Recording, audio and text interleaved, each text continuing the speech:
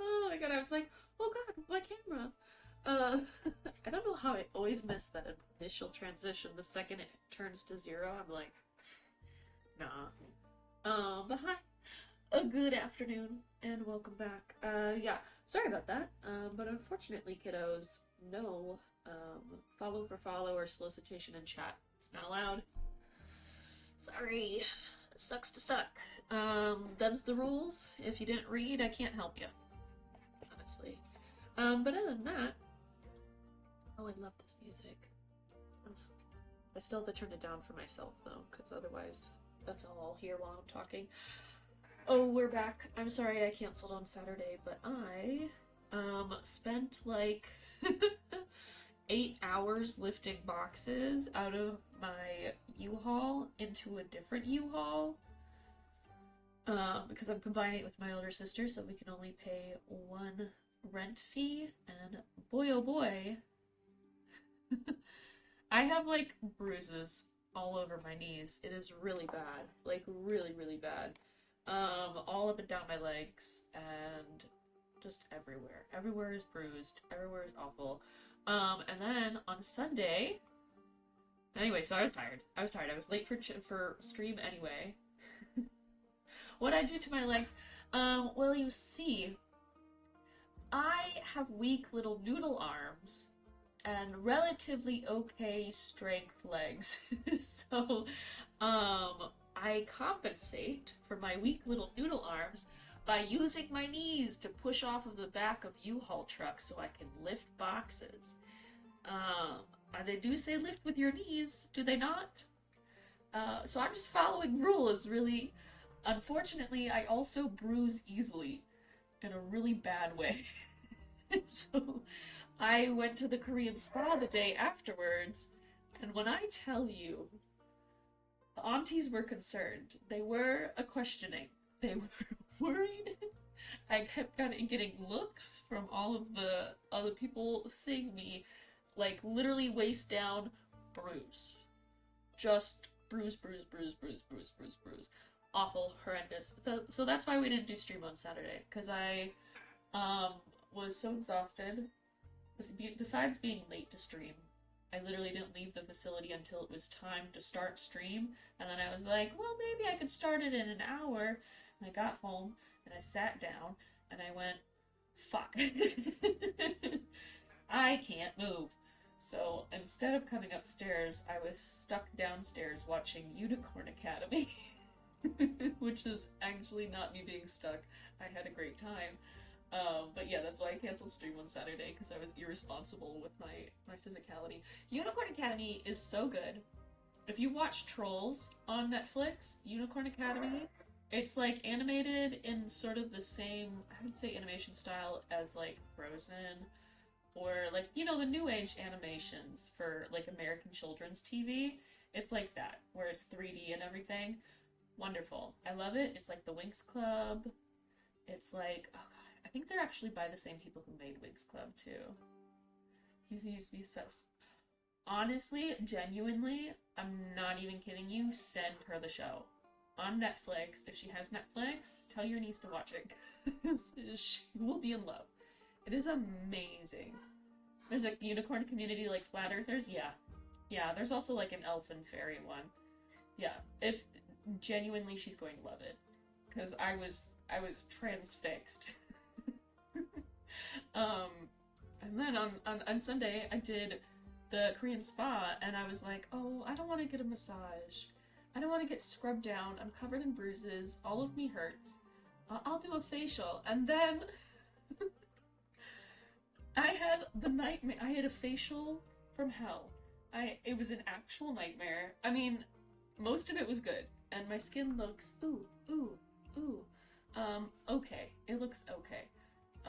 Close up, you might be able to see on this side that I have a bunch of little slight red dots because I was held down and a needle pierced my skin to remove my whiteheads and blackheads, and it was traumatic. I was traumatized. I was traumatized. man, the worst part, like, honestly, the extractions, minor. Very, like, okay, not minor. I was absolutely, like, covered in little red dots all over my face, and I was crying because it hurt so bad. But the second it stopped and it turned into a normal facial again, I forgot that I even had extractions. I forgot that it had happened. So honestly, 6 out of 10. It was, for me, the worst part was she used like this giant, I mean, blazingly bright light to examine my skin and then do like the extractions under. So here I am. I laugh at it because it's so dumb. Like, why didn't I just say, okay, that's enough now? I'm terrible at doing that. But like, literally on my side of my face, she puts little things over my eyes to keep me from getting blinded, but that does not at all quench the great million suns that are staring me in my face. It's like as if I put this light over here, like right in front of me, and tried to... There was a moment, and I kid you not, it was in front of me, and I had my eyes all closed, and I had the little pads over my eyes, and I was like, is there a way to close my eyes more?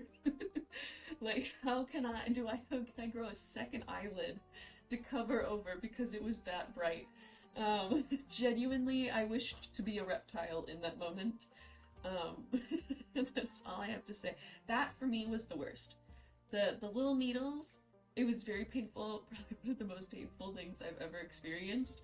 But the rest of it, not too bad. Not too bad. And honestly, the results I can't argue with. Minus my minute bruises on this side of my face.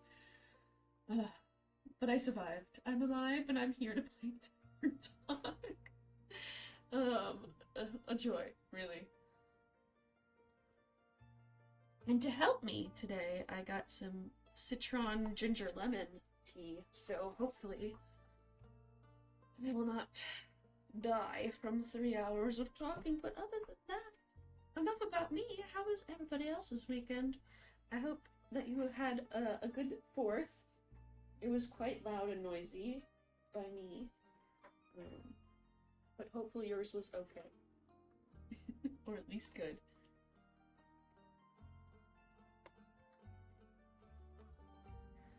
Good, you been chilling? Awesome. That's nice. I wish I was chilling.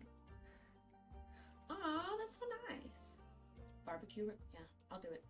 I absolutely love barbecue ribs. That is like the one thing that I really missed in like early stages of being gluten-free until Sweet Baby Ray's was gluten-free.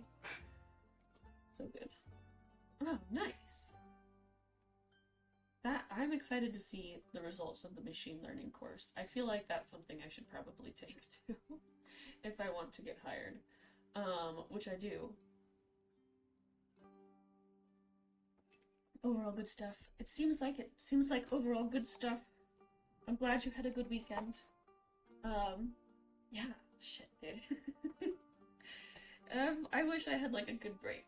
I need a vacation, honestly. I really do. But alas, to have vacation, you first need money, which I have not. Alas. Speaking of having no money, my 1-year unemployment anniversary is on Thursday. So, like this Thursday, to the day. July 11th, I was let go from my wonderful job of 4.5 years. 1 year this week? Oh my god, did we all get laid off at the same time? I feel like that's, like, genuinely they were like, oh, well, you quit, okay. Okay. Well, you know, it was maybe the energy, it was the time. It was time for it. Planning on quitting. I had that feeling as well with mine. Like, every other year I'd be like, I'm gonna leave. I'm gonna get out of here. I'm gonna find another job. I can't do this anymore. And then something happens and I'm like, I like drink the Kool-Aid again. And then I'm like, no, I can do it. This is great. And then they let me go and I was like, oh, I mean, I guess I can sleep now.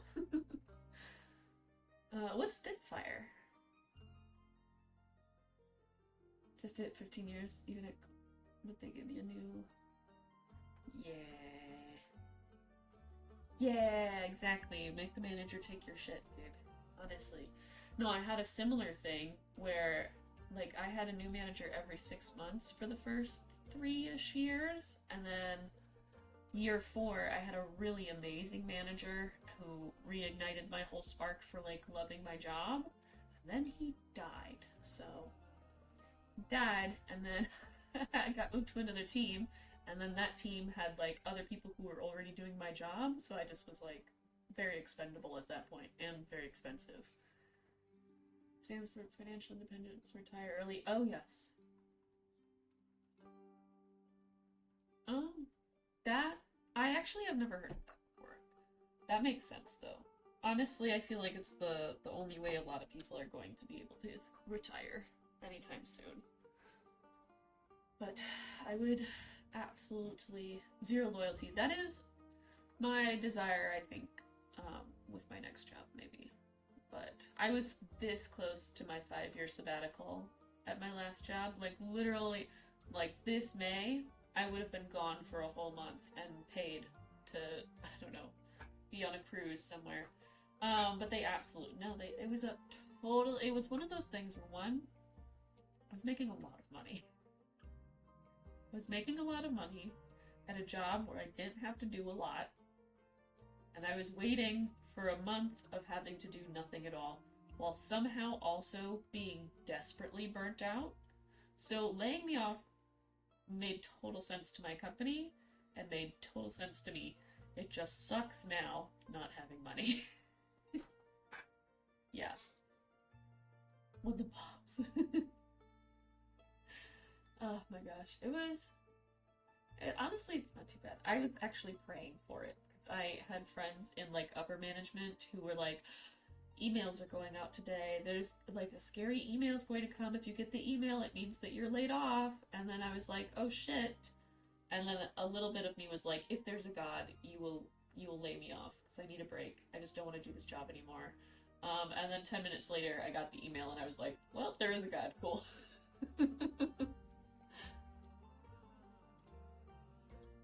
Boredom can lead to burnout, honestly. 100%. Google didn't even do emails. They just cut people's core basket. Oh. No, I mean, like, they did that too for us. I don't know if I want to say where I worked, but it's equivalent in size to Uber. No. To Google. It's Uber. I worked for Uber. I'm wearing an Uber shirt, like, right now. There's not really much arguing for it. But yeah, they did the same thing where it was like, okay, you're gone. Bye. Your access is gone in 10 minutes. I had to... Thank God I'm a good typer, because I was just like, goodbye, everybody. Thank you so much for 5 years. This was great. Please text me. Here's my phone number if you need anything. Blah, blah, blah, blah, blah, blah. Because I liked my team, and I enjoyed everybody I worked with, so I was like, I'm not going to leave you in the shitter on anything that you have questions on. But I was, like, mid-sentence, and then they cut my access to Teams and everything. Oh yeah. Yeah, so that's what I didn't get to do is the goodbye email. I just did Slack. I just Slacked my team and my friends. I got the email and I responded to my, like, immediate group chat with my close friends group. You know how you have, like, your coworkers in the same Slack channel and you all, like, shit and post memes all the time. Definitely not during work hours. They just had that and I was like, well, I'm gone. that was it for them. It was like, I'm out of here. Bye. For my team, I was definitely a lot more, because I was a lead, so I was a lot more lengthy with them. But it was funny. It was funny, let me tell you. I was hysterically laughing the whole afternoon. And then I called my family and they were like, what? They were freaking out, and I'm just like, I don't have to go into work tomorrow, or ever, ooh! And now I'm paying the price very heavily. God, this tea is so good. I'm having a great time, but I'm gonna go ahead and switch over, because I think it's about time that we get started. or they'll get too jealous. But what? I feel like my former coworkers, most of them also got laid off in a second round after me. But I haven't really talked to any of my coworkers in a while. I kind of miss them. Definitely more miserable. Yeah. Yeah. I mean, I feel like a lot of the people who quit someplace or even get laid off are sometimes the people who, like, are actually contributing. And then it just lowers morale. It's like, oh, that person who helped me, or that person who built that one tool for me, they're gone now, and now I have nowhere to turn. I think in the first, like, early round of layoffs before mine, they laid off one of our longtime office manager too, and it was awful. It was awful. I don't remember if she was an office manager, if she was like on like high up on the sales team or something, but she was super helpful. Yeah. They always do it though, because the top talent are the people who are compensated the most, hopefully most of the time. And then they're like, oh, we can't afford you, but we can hire somebody somewhere else and pay them an entry level amount. And it's like, okay, cool. Cause my position was like entry level is like $5,000 less than what I was making. I was making pretty close to 70 on my own, so they were like, no, I think we'll just like give your stuff to the person who's about to become a lead and has worked on this team for over a year, and you're new to this team because your manager died. I think you're just gonna go. So that is what happened. Now I'm just rambling. Sorry about that. Oh yeah. And I was like living on, I don't know if, I don't think I showed what my apartment looked like, but I was like in a high rise on Lakeshore Drive, like 10-minute drive into downtown. It is, cost of living wise, if you're gonna live on your own, you definitely want to be closer to 100K in Chicago. Oh, yeah. Yeah, I would say that. For New York, it makes sense because of how expensive New York is, but in Chicago, you can live very comfortably on, if you have like a roommate or two in Chicago, you can have very comfortably like 45K salary and be able to make a rent, just a rent. Sometimes maybe stretch it a little bit. Yeah, it's very close to Atlanta. Very close to Atlanta. And Atlanta's even cheaper, so... And you get pools, usually, in Atlanta. Yeah, I would say it's, like... I would say LA and New York are sort of closer in terms of their requirements, but Chicago and Atlanta are like, neck and neck in their compensation. I don't know why I think about this, but I brought it up. Yeah. 100K is, you can live literally right next to the house. You can live pretty much on Gold Coast if you and like a roommate make about 100K. You can live in West Loop very comfortably for 100K, 100%. And you'd have like pools and gyms and a little dog park or whatever. It's very affordable, but also, please stop moving to Chicago. I don't think everybody's prepared for the level of winter that it is here. It is, like, you think Boston's cold or other, like, Midwestern places are cold. No. The lake effect will get you every time. I'm gonna be fully remote. Exactly. Yeah, that's what I'm hoping for, is fully remote again, because it was very nice over COVID to have, like, a fully remote workplace. And now I'm a little sad. Because it kind of seems like the jobs that I'm interested in, the ones that pay really well, are all in person or hybrid. Hybrid they offer is like a little perk. It's like, that's not a perk. that's me having to keep track of what days I'm supposed to be where, and I can't do that, okay? I want to be one place all the time or nowhere. Yeah, it does. It does. Oh my god. I used to have to, on days that I would come into the office, like it's an hour. It's an hour on the bus, just sitting there, doing nothing for an hour except scrolling my phone. And it's like, I could just be at home scrolling my phone. I don't have to be on this bus. Because my job is email and Slack and phone, all of which does not need to be in, like, an office. Ooh, zero traffic.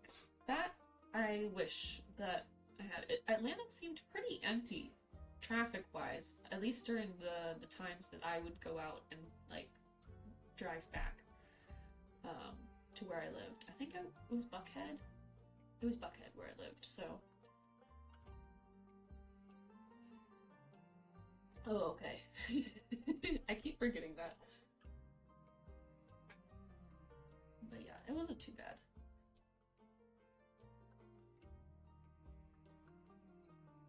Oh yeah, I mean, I think coming in from like out of town into Atlanta sucks, but if you like live like north of, wow, my face looks so I just saw like the delay and I'm like um, um like if you're coming in from out of town into Atlanta, then it's like gross. But I was already there and I was like, ooh, North Atlanta, ooh, let's go to the market. And that wasn't too shabby. It is, and there's always abandoned cars, which I can't deal with. But other than that, okay. I'm gonna transition us over to the game. I'm going to play games here today. As much as oh.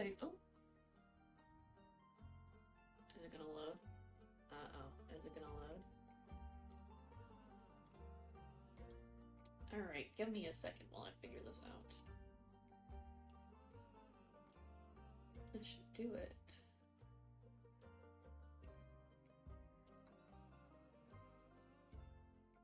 Okay.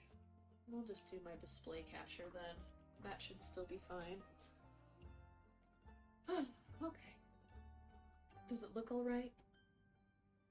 We are gonna resume our tavern talking. But yeah, I can't stand I-285. Okay, good. Yay!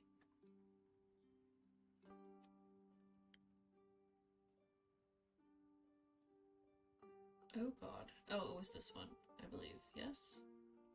Okay. So we had finished up. We did most, I think Act 1 only has 4 scenes, but I'm not sure. For the most part, we did, remember, because it was a week ago, and I don't have a brain. We were introduced to a cute little ranger who went on their very first quest, and they met a werewolf. Not a werewolf. Fuka Kid, who's like a wolf-type humanoid, and now they're kind of friends. And then we got introduced to a vampire who used to be married to another vampire who divorced him and stole his cape of invisibility. And then he got into some stuff with a dwarf who's trying to take him to like the vampire convention. And we created a quest for a rogue who is going to sneak in and steal the cape of this invisible vampire. So that, hopefully, my question is, because we infused their drink with a special infusion that allows the rogue to also be invisible, my question is, if you're invisible, can you see the other invisible person and vice versa, or are you both invisible to each other? Because I feel like that's going to be the joke. I'm looking forward to it. But that's pretty much the summary, and that is why our title of today's stream is so an invisible vampire walks into a bar. Because my hope is also that said ex-wife comes to our tavern, because I would love to meet her. She seems really cool. And by that, I mean, she seems like a boss. And so, we're going to start the day. I think I'll turn the desktop volume up just a little bit. Oh, new character. Hey, Inkeep. Hey, Chrissy. Oh, okay, so we know that. Alright, long time no see. Oh, they're so pretty. So true, I've been pretty busy this hatching season. Okay, so she has bird friends. A lot to do? Yeah. The birds seem to be in a slight uproar, like something is amiss. I just can't figure out what. Oh, animals often have a sixth sense, you know? They do indeed. Anyways, hand over a drink, will ya? Of course. What'll it be this time? Something for the wits again? You know me well. Too well, I guess. That's the curse of being a regular. Eventually I'll have you all figured out. I hate to disappoint you, but you're wrong today. That's why you can't say things like that out loud, because they'll totally change up on you. Am I now? Yes, I'm quite confident in the capabilities of my mind and wits. Of course. So, what I'll need instead is something to protect me from weather or foe, so I'm steeled for any situation. That makes sense. I'll see what I can do. Okay. So she's a druid type, so I imagine that goes off of, like, the wisdom requirement for druids. Okay, recipe book. It is... okay, so it's just...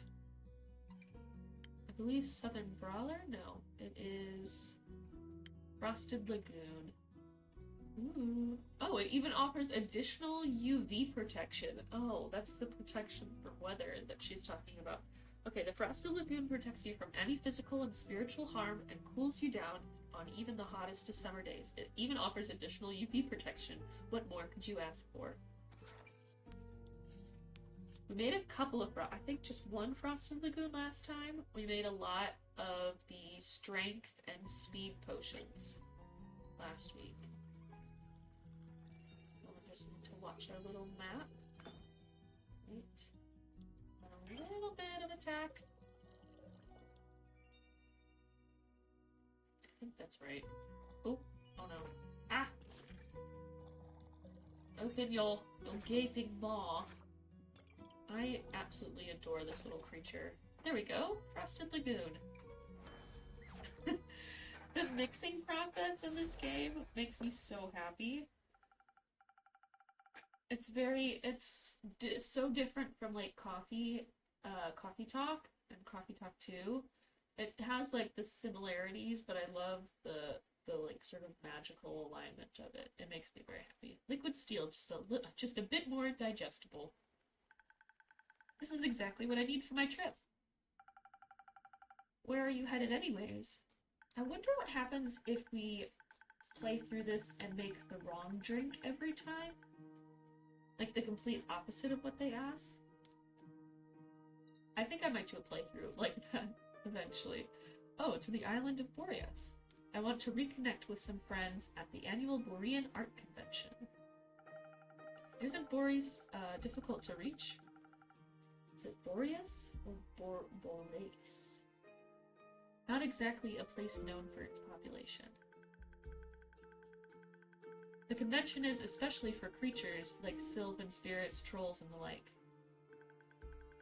They'll also be electing the scariest monster for the next issue of Screech magazine. Oh my god. That sounds exciting. It'll be a sight to behold for sure, but do you know what I'm most excited about? Gnomes?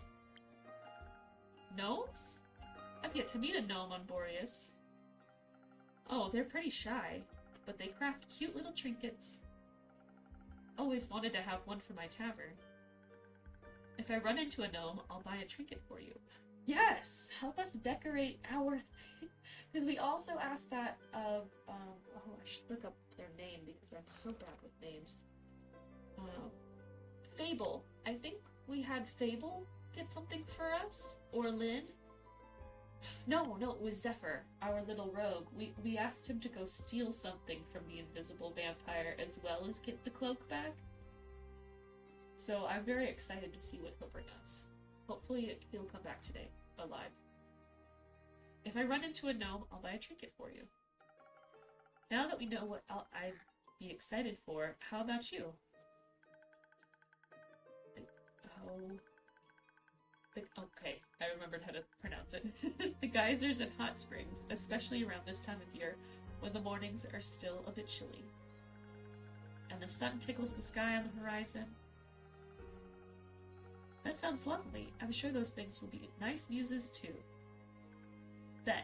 I'm bringing an extra set of paints this time so I don't run out again. I mean, Fable taught me how to make some from flowers and berries, but Moray and Flora is unsuitable for things like that. Seems like you're well prepared either way. Absolutely. How are the birds doing apart from being in distress? Well, the cinnamon green-cheeked... Is that what these are? Green-cheeked coners are growing up to be a lovely bunch. Or is it cinnamon as in, like, they're red colored with green, and that's not it. They're very cute, though. I can't wait to release them back into the wild once they're strong enough. With your care, they'll be ready in a heartbeat. I'm guessing you're taking Ruby and Merlin along to the convention? Of course. As for the others, I obviously can't take them with me. But I asked Fable to look after everyone. In exchange, I'll teach them how to grow zucchini. Yes! Fable mentioned that they're really bad at growing zucchini. I love the little details like that, where it's like, oh, somebody mentioned this at one time, and then this other person knows about it too, and they're like, oh, I'm going to do something about that, or I'll connect that to you. It's a cute little community. Speaking of which, I wanted to leave my keys under the doormat. Sorry for the short stay, but I gotta hurry or else I'll miss my boat. It's quite the walk to their treehouse. And you don't want to have to compensate me for that, do you? I wouldn't mind, but I also don't want you to be late for to your convention. Well then, so long and keep. See you soon. Alright, so we have a new person. I want to really quick. Are they in our book now? No, they're not yet. Aw. They should be. I feel like once we meet them, it should have been in here. Good evening. Hi, Fable. Oh, they're so cute. Oh, I love their little face. Good evening, Fable. Did you have a good day? I did. I visited Mr. Dragon and the other werewolves. Told them about Carolyn's quest and the Wyvern Chimera. Oh, that's right. Okay, so Dragon, we sent Fable on a quest to seek out a werewolf last time, and it turned out to be our other customer, Carolyn, her uncle, but who is both a Bukakin and then also got turned into a werewolf. And so double wolf, moon, all the way. And so then Fable's gone over there to talk to them and hang out, but we also sent Carolyn to go defeat a Wyvern Chimera that has been in the woods for a while. So they're out on that cute little quest. Oh, so you heard about that? She told me before she left, in case she told me some things to pass on to Mr. Dragon that I can't repeat here. I think she's happy he's back. I think so too. Did you have tea with the werewolves? Of course! We had a grand time together. I mentioned how much fun I had with the moon signs. Ooh. Oh, I would love to know. So they taught me more about the stars and their hidden meanings. Which stars? Both sets. I'm sorry. Both sets of stars? There's two? Since when? They specialize in Cassiopeia. I love the name Cassiopeia. You know the night sky constellations on the astral plane and all. Oh, but they have one astrologer who knows a lot about their reflections in the pools of the primordial sea. And she promised to teach me about that too. Oh, okay, so there's the astral sea, and then there's the primordial sea. Okay. That's cool. I can't wait to learn about how the sea mirrors, echoes, and distorts the constellations. That's how she pitched it. Ooh, exciting, right? Very. That's what I thought. So well... Oh. What is it, Fable? I may or may not have finished that little gift I was talking about yesterday. Or rather, that Carolyn was talking about. You know, the little keepsake from my time with the werewolves. Yes, I recall. Kind of. I don't remember. But Innkeeper me remembers. A reminder of my very first successful quest. I just didn't know if you... I like trinkets. Oh. What is it? Are we a goblin? That's the whole mystery in Coffee Talk 1 and 2 is like what we are. Because they're all like mystical monsters and things.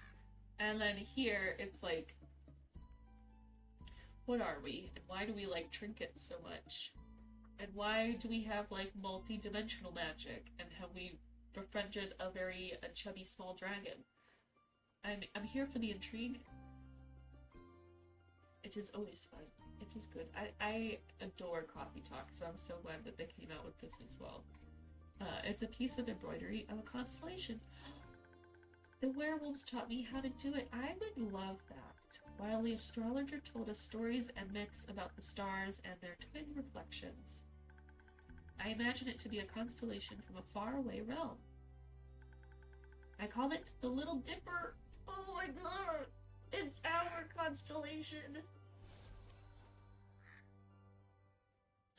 It does look a bit like a Little Dipper. Using a lot of imagination. Who knows, maybe there's a world out there with this exact configuration of stars in the night sky. Well, I wonder where that could be. There might be. Maybe the Little Dipper is part of a larger constellation. A bear, for example. Clues. Clues to who we are. A bear? Innkeep, I think you might be on the dreaming something up. I think you might be the one dreaming something up now. Oh, why do you look angry, Fable? Most likely. Are you fond of the stars surrounding us? I do like to watch them from time to time. Oh, really? Do you prefer the stars of the astral or the primordial sea? Oh, that's so toughy. As a D&D bitch, I'm gonna have to choose the astral sea. Really? That's surprising. Then again, you do help people change, just like Cassiopeia. Oh, that's so nice. You'll have to give me your birth data soon so I can calculate your birth chart. Yes! I love birth charts. I really do. This is a secret information about me being an astrology bitch. But I'm never the one who does the astrology. I'm the idiot that pays people to do the astrology for me. Or I get gifted a birth chart reading, which has happened, and it was very fun. It's just a cool, fun little thing to do.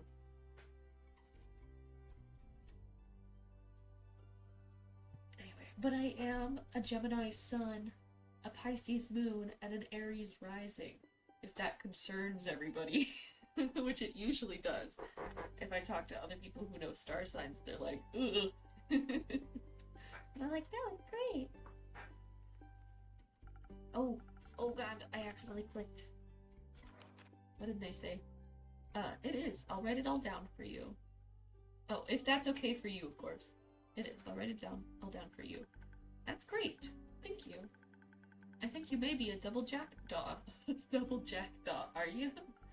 We'll see. Oh, okay, so they have different, stuff. No, and I don't totally buy into astrology at all. It's just a fun little thing to do. It's just a little... It's like when things go wrong and you're like, ugh, Mercury's in retrograde. It's like a little silly thing to just put out there. But I enjoy the stars in general. We will. Until then, care for a drink to wind down? Yes, please. It is a fun theme, too. It was my original theme for the channel, and then I was like, what if I make a really cute star character instead? And then I stopped using it very quickly. Though I will still have to make the rounds around the grove later. So something that will keep me awake and agile would be nice. Do you think you know me well enough to guess what I might need? I'm already on it. Thank you, one moment.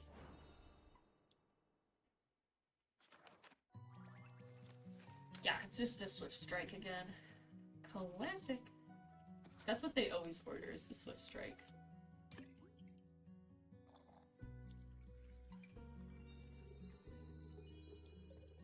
Oop. There we go. I love the little particles. I love that when I grab this little glass, the stopper flies off and the net goes all like swingy. And then I just drop it and the stopper's back on it. This little swing. It's so cute. Okay, that's enough for that.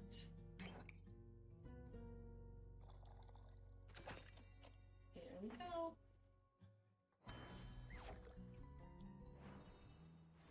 So fun. Honestly, I want to play a mode where we just make drinks the whole time. I think that would be enjoyable. Here. Thank you. This is delicious. You always know what I need. That's because you order the same thing every time, Fable. Every day. I think you may also need a break, so maybe stay a while before heading back. That sounds like a good idea. I'll just idle here a bit, if that's okay. Idle? I love the gaming, like, terminology. Well, hilariously, I used to work at a liquor store that would do wine tastings, like, several times a week. And then also, like, that's a lot, because it's, like, a huge thing for the neighborhoods around us to all come over and, I mean, like, drink, because it's a wine tasting. You, like, at most pay an entry fee, and then you're just allowed to drink. I don't know if it was legal, but it doesn't matter because the owner's dead and the store's closed now, so, ooh. But I also, before that, had, like, well, during work, we had a lot of people come in to, oh god, what are they called? Distributors? To sell us different types of alcohol. I had a really good tequila once, but that was, like, again, on the clock. So not only was I, like, drinking and then also serving people, it was a lot of work. I had to also talk and communicate at the same time, and that was really hard. But I got a really unfortunate level of alcohol tolerance from it. Unfortunately. It's all gone now, because I didn't drink the whole pandemic. You know, like a sociopath. And then after the pandemic ended, and I went out to drink socially again, I was like, what? Why does this taste weird? No, I just forgot, like, it's not even that I was healthy or anything. It was that I'm not somebody who buys booze a lot. I certainly have, like, a good collection from time to time, but, like, I just, like, did not have access to it. I wasn't in the mood to drink. I usually am, like, a social drinker, so there was no socialing to be had. Yeah. A lot of my friends drinking also went way up during the pandemic, which is, like, it's just a stress response. It's not, like, it's, like, cool. There's no judgment here, really, is what I mean. Anybody copes with a global pandemic in different ways, so mine was to shut down. Other people's was to drink. Bars and clubs went down, liquor sales went up. Yeah, yeah. I think the rest of the country definitely started drinking more, and then me, I was just like, but what if I play Final Fantasy 14 for like 8 hours a day? And by 8 hours, I mean, like, I worked for 8 hours, and then I didn't sleep. So I lost a lot of sleep over the pandemic, but I definitely didn't drink too much. But other than that, but yeah, I used to work at a liquor store, serving a bunch of people. Very fun because I would like pour. I learned how to pour wine. I'm terrible at pouring beers. Um, all of the older men would get really angry when I was the one pouring their beer because like the foam on it is most of the glass. I couldn't figure it out for the life of me.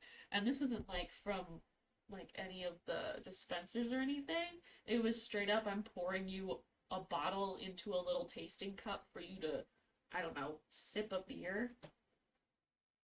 Um, and some people like that, right? Some people like a lot of foam and then just letting it chill out. I am gluten free. I can't have beer. I have no clue. Personally, I'm a carbonation kid. Like, I love carbonated drinks, so I don't know how I feel. But I don't drink beer, so I don't know. Now, wine, on the other hand, very good at. Very good at. Great recommendations. Anybody needs a good one, I got you in the wine department. That's true.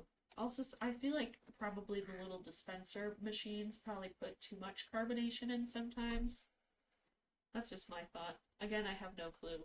It's an assumption. It's an assumption in the way that at one point I was so unknowledgeable in beer that I was recommending Pabst to people, like Pabst Blue Ribbon, and then I learned that just because that one painter who lives down the street comes in 3 times a week to order 2 packs, does not mean that it's good. It means that he's drinking them all way too quickly. But I was dumb, so I did not put that together until later. Anyway, always enjoy your rest, Fable. Thank you. He's back, and he's still covered in goop. Greetings, Inkeep. Greetings, Kyle. That's right, it's Kyle the vampire. Greetings, green creature. Greetings, Mr. Vampire. Oh, how polite. Are you enjoying your drink? I am, thank you. And I shall leave you to its inspiring aftertaste. Innkeep say, did you move your inn by any chance? It took me hours to find it. Didn't you sleep here overnight? I did. I did move it. We'll say that we did. I have no clue. Yeah, I heard that some people do really like PBR, but I learned it was definitely not everybody, nor like a good recommendation for people. Especially when you're coming into like a liquor store that holds craft beers, like really good craft beers. Allegedly. The only other kind of booze I really know is mead, but we had a very small and lovely mead section, and nobody wanted anything, so it was very limited. Hard to give recommendations when you can't have what you're recommending. Oh, I knew it. Your silly tricks won't work on me, mortal. Or, well, I'm not certain you are mortal, but you have silly tricks nonetheless. I instantly spotted the new alleyways that have formed themselves around your establishment. Perhaps I even got lost in them, and their winding paths and dark corners. Anything could be hiding with them, though. Like a vampire? No, silly snack. I don't need to hide. Except during games of hide and seek, I am very good at those. Oh yeah. See, I like cider as well, but unfortunately, as it was the only thing I could drink for a while in college, it also was one of the main things that caused me much grief, and thus I don't drink it as much. But now I prefer mead, and I used to not prefer berry meads, but now I really do. Anyway. Oh, this tea again. It's just so good. It's so honey and lemon and ginger. I love it. Oh yeah. Yeah. And there's like a really good one we had, what was it called? It's been like years since I worked there. Like almost a decade, I think. My brain is mush. What was it? Bee nectar? Bee nectar is what we got. At that place. I absolutely love bee nectar. It is such a good drink. Not drink. Company. There we go. Maybe the inn wanted to play around with you. Mayhaps, but it underestimated my skill. As a 3-time hide-and-seek world champion, I would never lose to such a youngling of an inn. Not that young. The wood isn't even rotting yet, dear innkeep. It still has many eons ahead of it. How old is this vampire? I like the sound of that. As a celebration of a match well won, may I offer you a drink? Yes, I think that would be well deserved. Has that delicious blood of yours made it into the menu yet? Or onto the menu yet? Not yet. Are we tasty to the vampire? Is there something about us that is especially alluring? Because they're not just mentioning blood in general, they mean, like, our blood every time. Shame. Then I shall have some of that faux blood again, please. It does make my bones feel more sturdy. Coming right up. Is there something wrong with your bones? A Southern Brawler it is. The Southern Brawler is the perfect combination of offense and defense, dominated by the piquant aroma of Ignis. This drink is served fiery hot or ice cold, depending on the kind of fight you're looking for. I wish we could change it from a cold drink to a hot drink. That would be a cool addition.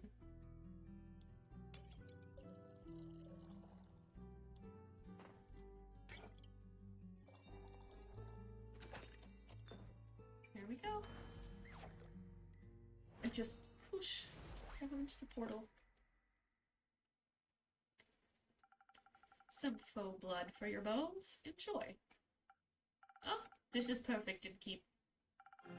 The only thing that could make me happier would be a drink lovingly titled the Innkeeper's Vein. Keep dreaming, Count Dracula. Speaking of dreams, how is the retrieval of my cape coming along? Updates. Swimmingly. Well, actually, I think there's very little water involved. I wouldn't be so sure.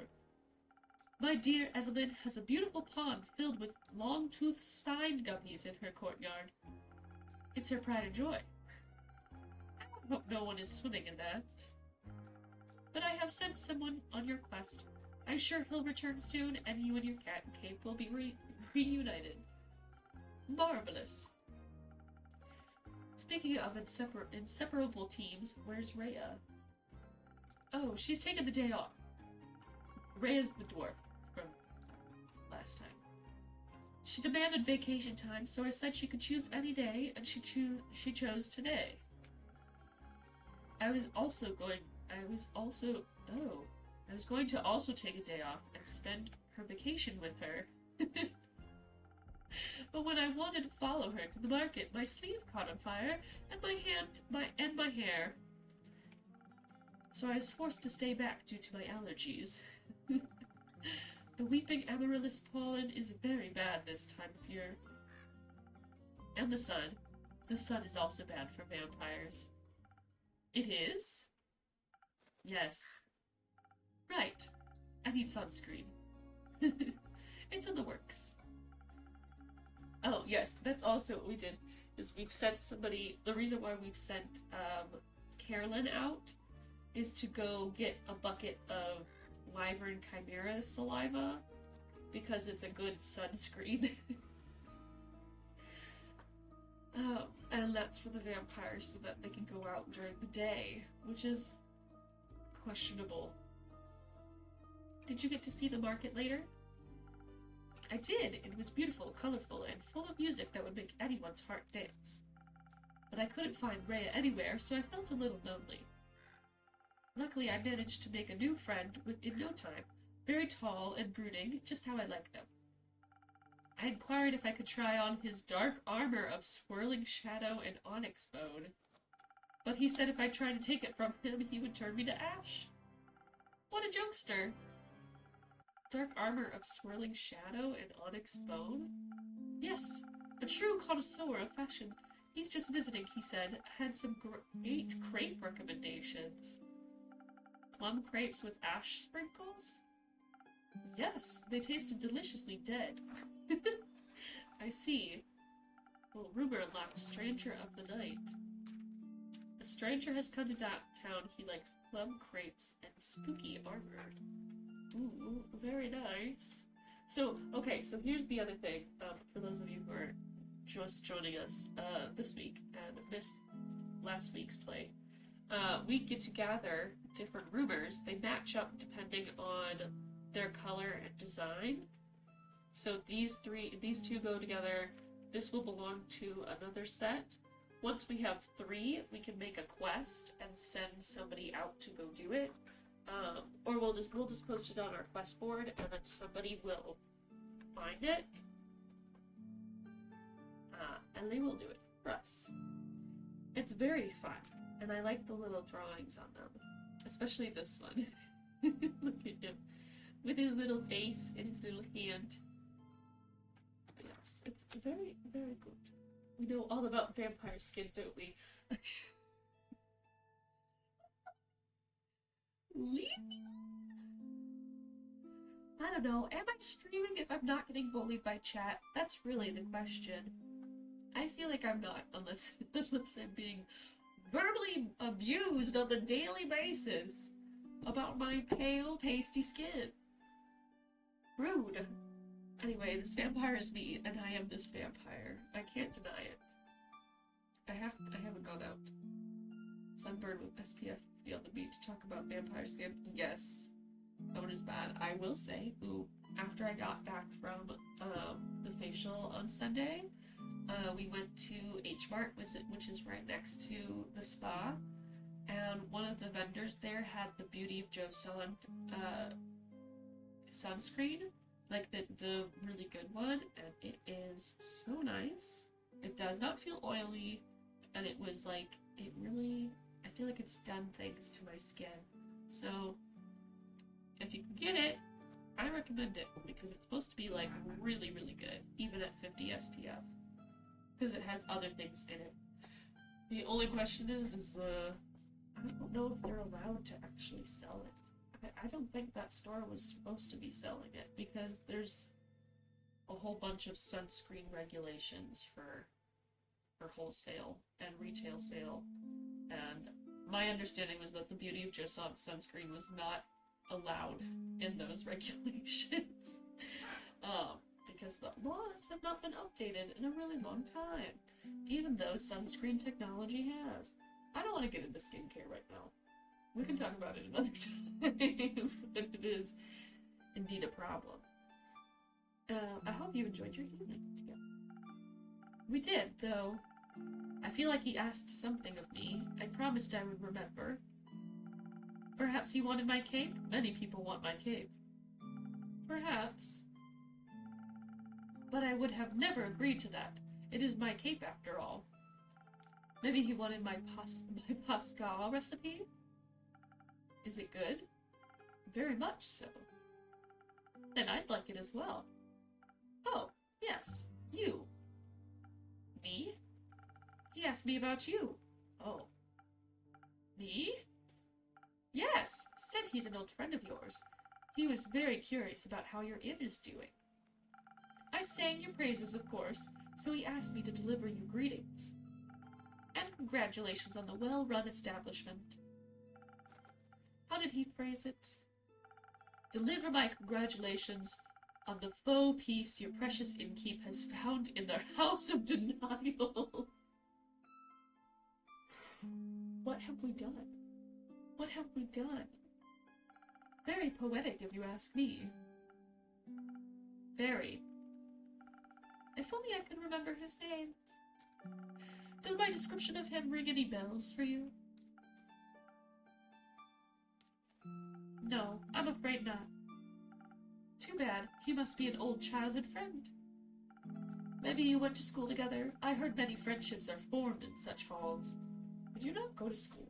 Never mind, that's not even a question. Maybe. Do you want to tell me more about your time at the market? Most certainly. I found the loveliest trinkets. Do you have one for me?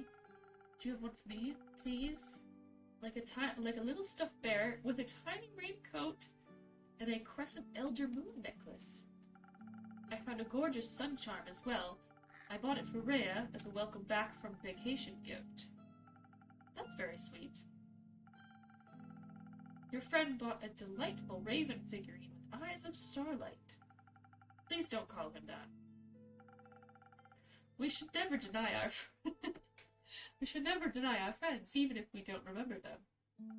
I don't remember any of my friends. Alas, I still love them, even if their memory lives on only in my heart. Anyhow, he said it was a gift to himself to celebrate the dawning of the month of the astral moon. Oh, I love Cassiopeia so dearly. She's the most beautiful month, is she not? Oh.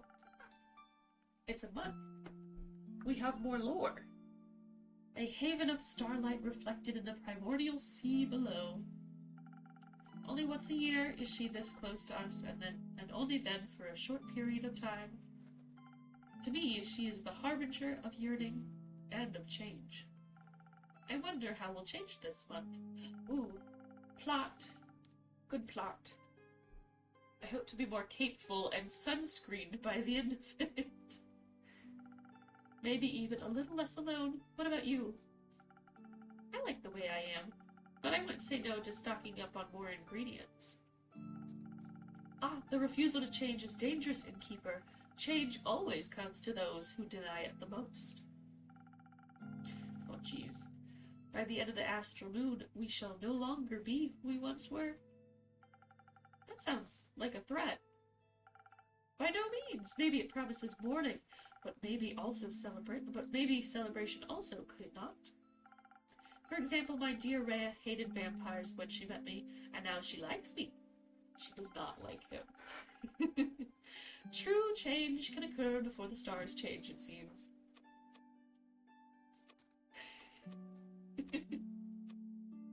Which one should I do? I'm really tempted to do I think she still hates you. Which one?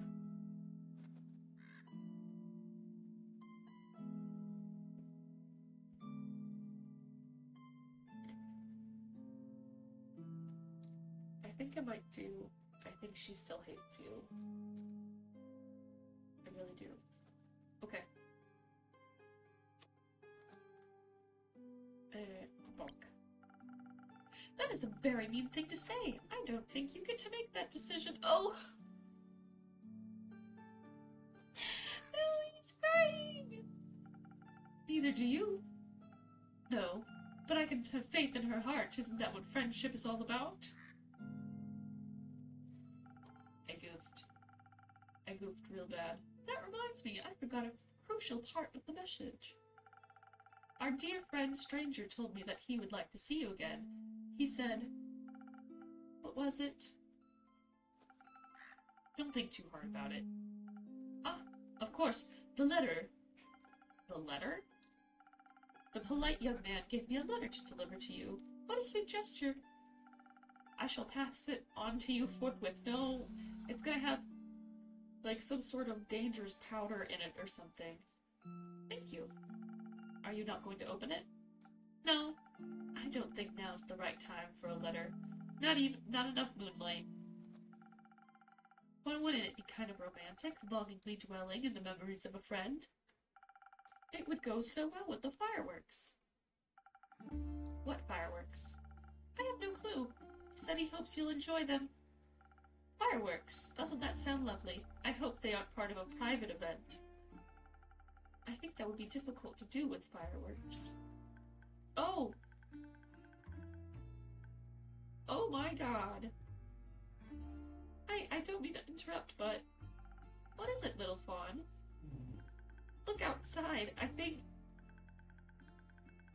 the fireworks have started. Is the town burning?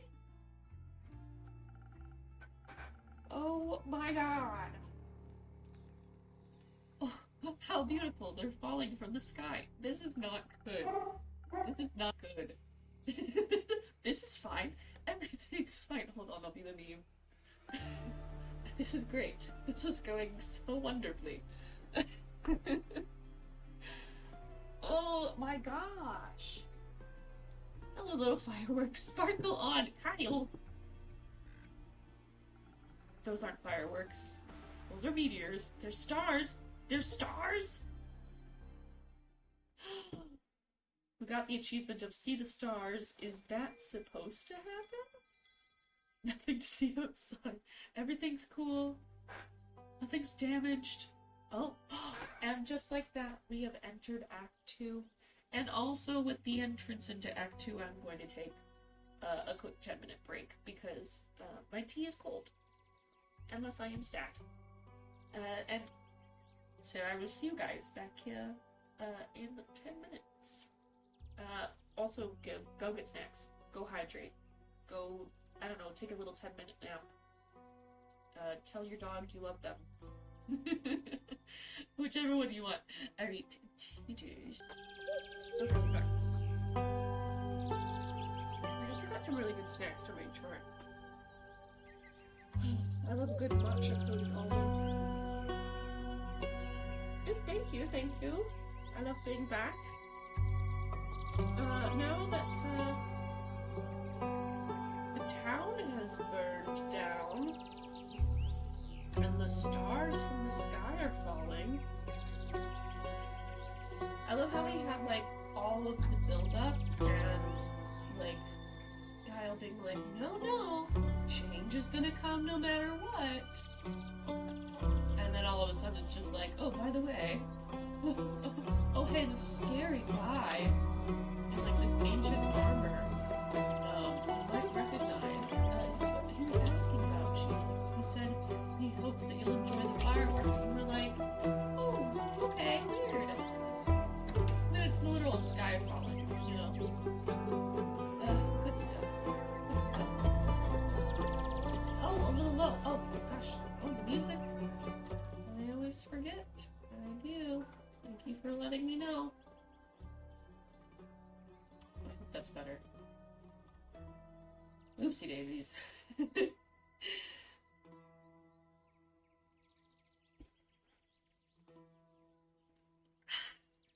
Oh, nice and toasty.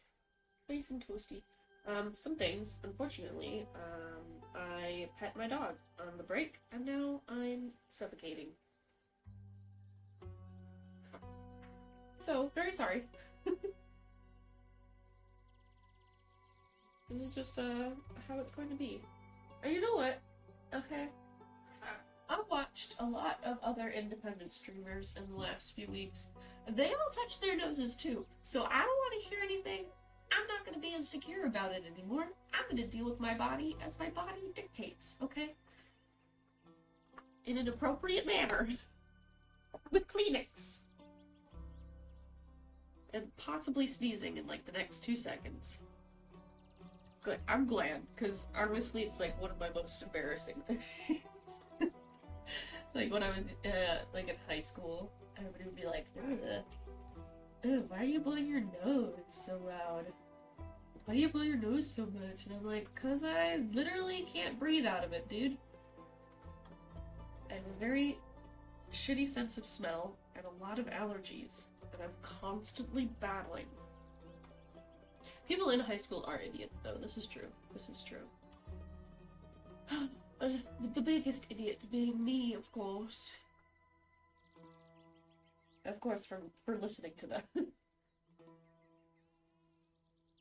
Okay. We're live.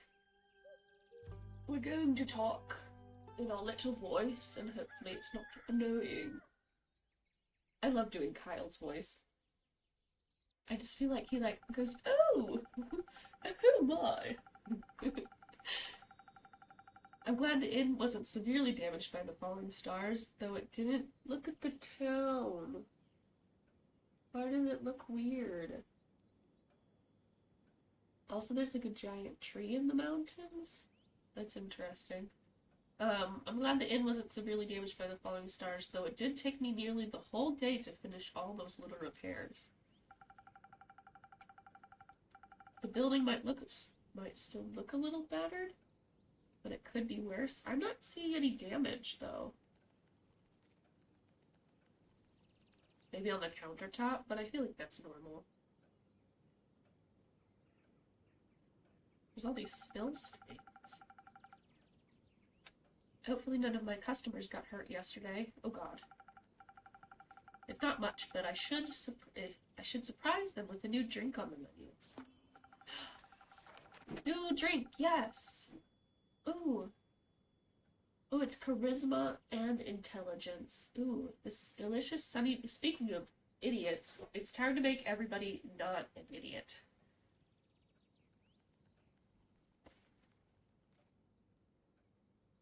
Oh god, okay. Ew. I think the issue is that I think it's gross. The delicious sunny breeze will melt your tension and blow away your stresses, leading to enhanced charm, focus, and reflexes. It tastes like a pleasant wind flowing through the woods on a warm summer day. Very popular among bards and rangers. Oh, maybe our a good friend Fable will like it. That way whoever comes in can at least get a small taste of normalcy. Who's this wanted person on the back? Is that the guy? Is this the letter? Worrisome. I think that sounds like a good plan.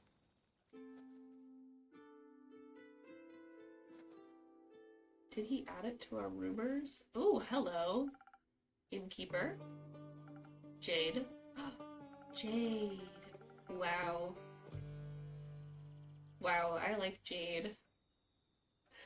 Oh, hello. Oh no, my type.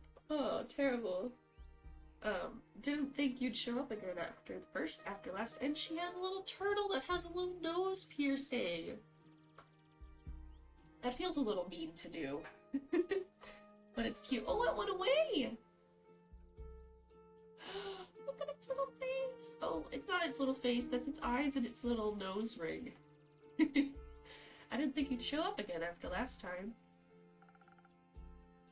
And she has cool reptile eyes. No hard feelings. Remind me again, who started that whole brawl?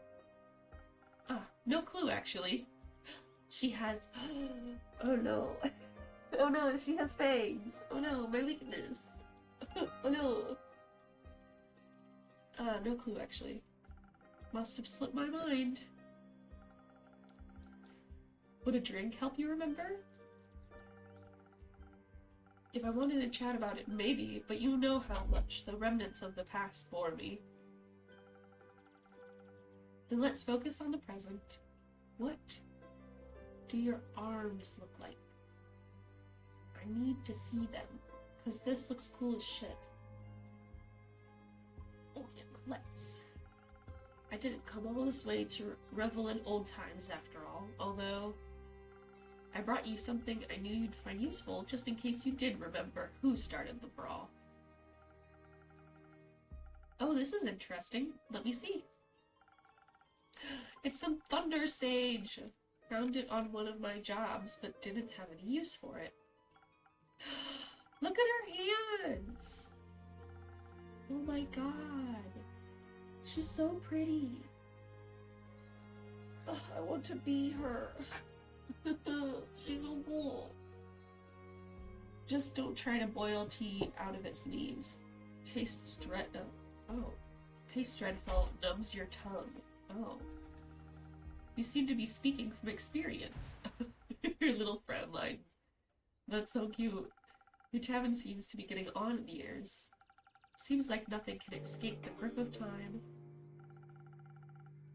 Wasn't even sure if it was still open. Okay, so we're functionally immortal. We have an enemy who can drop the stars. And our tavern is old enough to be close to the age of a vampire, but not quite rotting. So either we've taken really good care of it. Hold on, let me turn down the audio. Still. Either we've taken really, really good care of it, or the inn itself is also magical. Oh, there's our little thing from Fable on the back. Cute! I want so many more trinkets. I need them. Is it that bad? I guess some would say age adds character. And what would you say?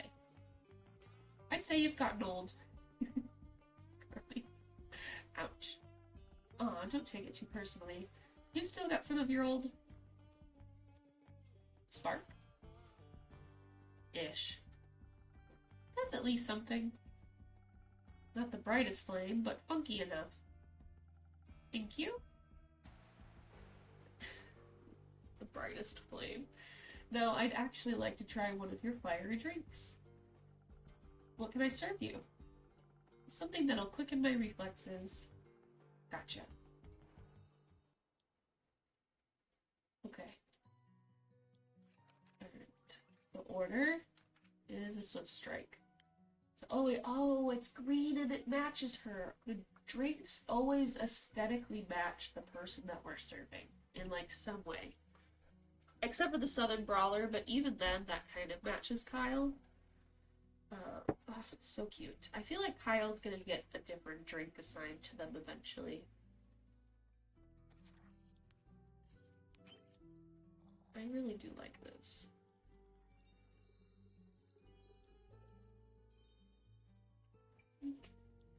And then defense. And then intelligence. That's a swift strike. Oh, she matches. So cute. No actual sparks, but perhaps something sparkling. Now that's what you call a drink. Maybe you haven't gotten on in years so much after all. Well, some things never wither. What are you doing in Zenith these days? Keeping up to date, checking out the latest town gossip after my most recent gig. Okay, so is she like a brawler thief, or is she just straight up a brawler? If she started a fight. Also, does her little bun here kind of also look like some kind of, I don't know, like a scorpion shape almost? It definitely feels intentional, along with the little bead. Your most recent gig?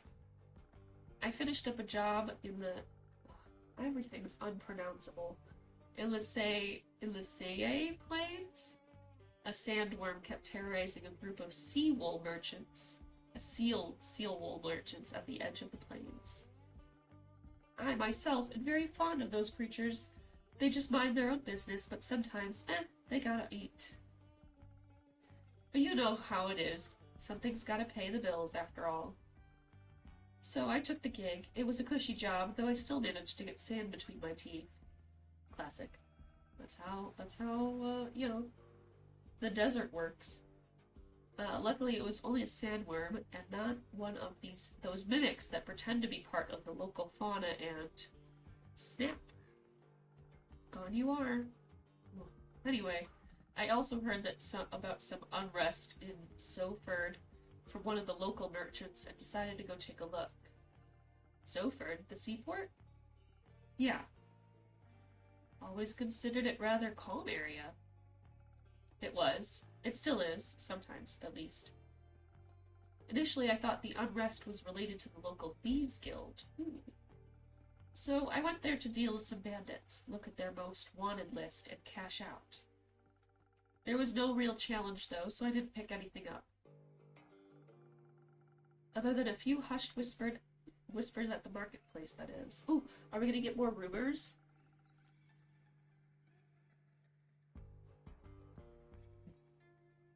Something about some archmage's familiar that went missing or whatever. Ah, it's new. Okay, so it doesn't match our others. Look at the cute little dragon drawings. That's so cute. There's a slight unrest in Zoford. Rumor has it an archmage is looking for their familiar who went missing recently. Okay, but it doesn't match anything else that we have. So now we just have like a bunch of random rumors and nothing to do with them. Perhaps a job for you? I'm not a welfare association. Ooh. Oh my gosh. She's kind of cute while she's angry too. With the little veins on her jaw and forehead. Oh my. Like what do I care about missing familiars if no one's going to pay me, you know? Of course. I was way more interested in hearing more about the undead on the other side of the country than my colleagues were mumbling about. So I came here, and naturally I couldn't resist coming by to see how you were holding up. Honestly, not too good. I'd ask if you wanted to talk, but I think I already know the answer. Correct. Sure, whatever you say. So, do you know anything about those undead? Not really. I've been a bit occupied with cleaning up this mess. The tavern was just a tad affected by some recent incidents, known as the literal stars. What do you mean, the shooting stars? Who are you? Oh my gosh. I need my desk back from the storage. I can't do this small little desk that's like crushing my knees. Shooting stars? It's much more serious than that. Wow, she's pretty. Innkeeper, a drink please. Perhaps something that to boost my defenses. I'll have to be equipped for every possible situation after this kind of morning. Coming right up.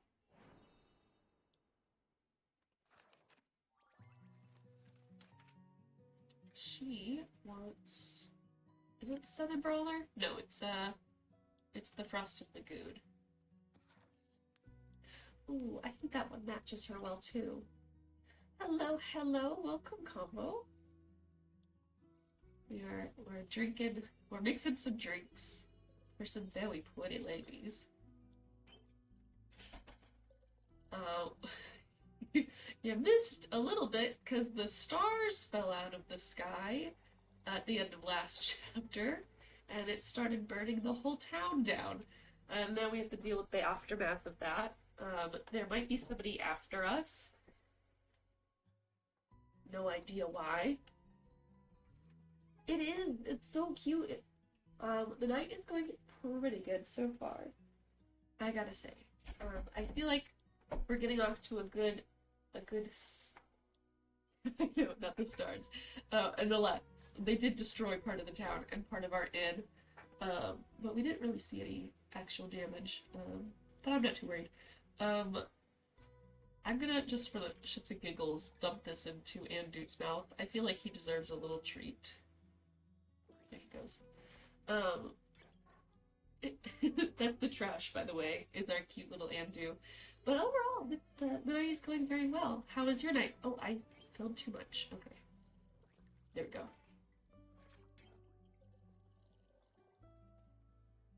Did I get it? I think I got it.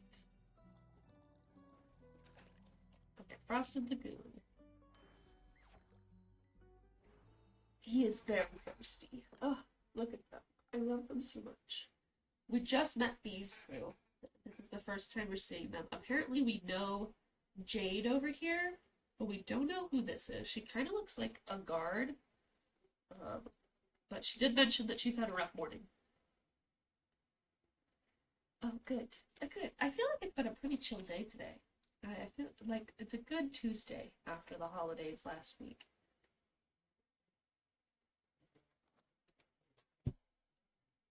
Okay, please enjoy.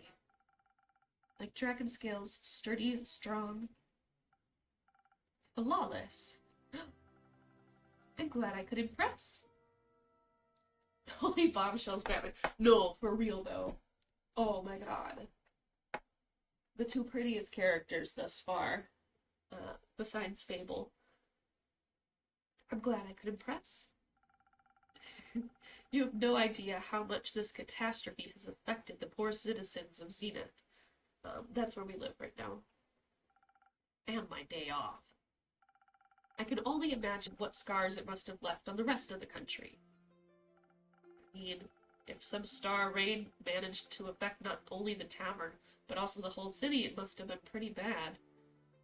Are those tears? Speaking of which, I'd be happy to help you fix this place up.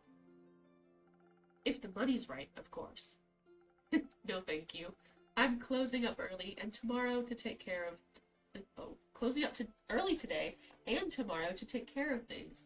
Okay, interesting. Gorgeous. And I love the drinks with their little animations, too. It seems that everybody sort of fits the drink that they order, no matter what. Alright, Chief, the offer stands. What? You don't really believe it was just shooting stars, do you? What else would it have been? The guy who's after us, who's threatening us and told us enjoy the fireworks, and then the stars came down from the sky. Have you not seen the damage? Last time I checked, shooting stars were flaming comets traveling through the firmament of Cassiopeia. Cassiopeia is apparently the month that we're in, but also the constellation that's over us. Yeah. It is intense. Sometimes they crash on Gaia. Rarely, but it happens. Nothing I would worry about. Just an average Genesis for me. Cassiopeia helped me. What? Do you know something I don't? Perhaps. Oh, do enlighten me, please. Wow. She's angry. And yet so pretty. Well, it seems you're not aware of who you're talking to. Nope. My name is... oh, everything's unpronounceable.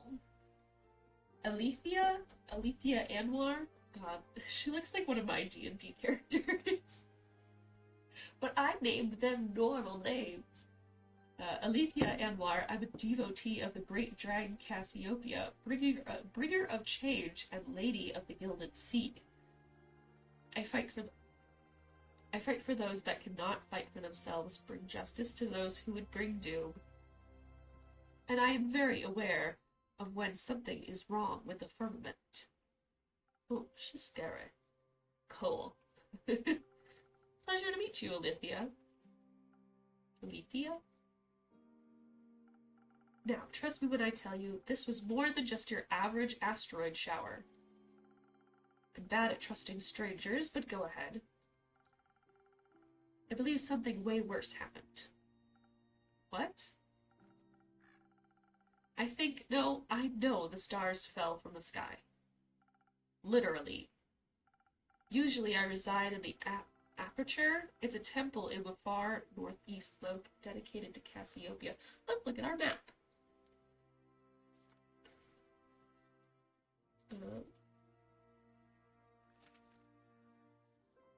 What is this?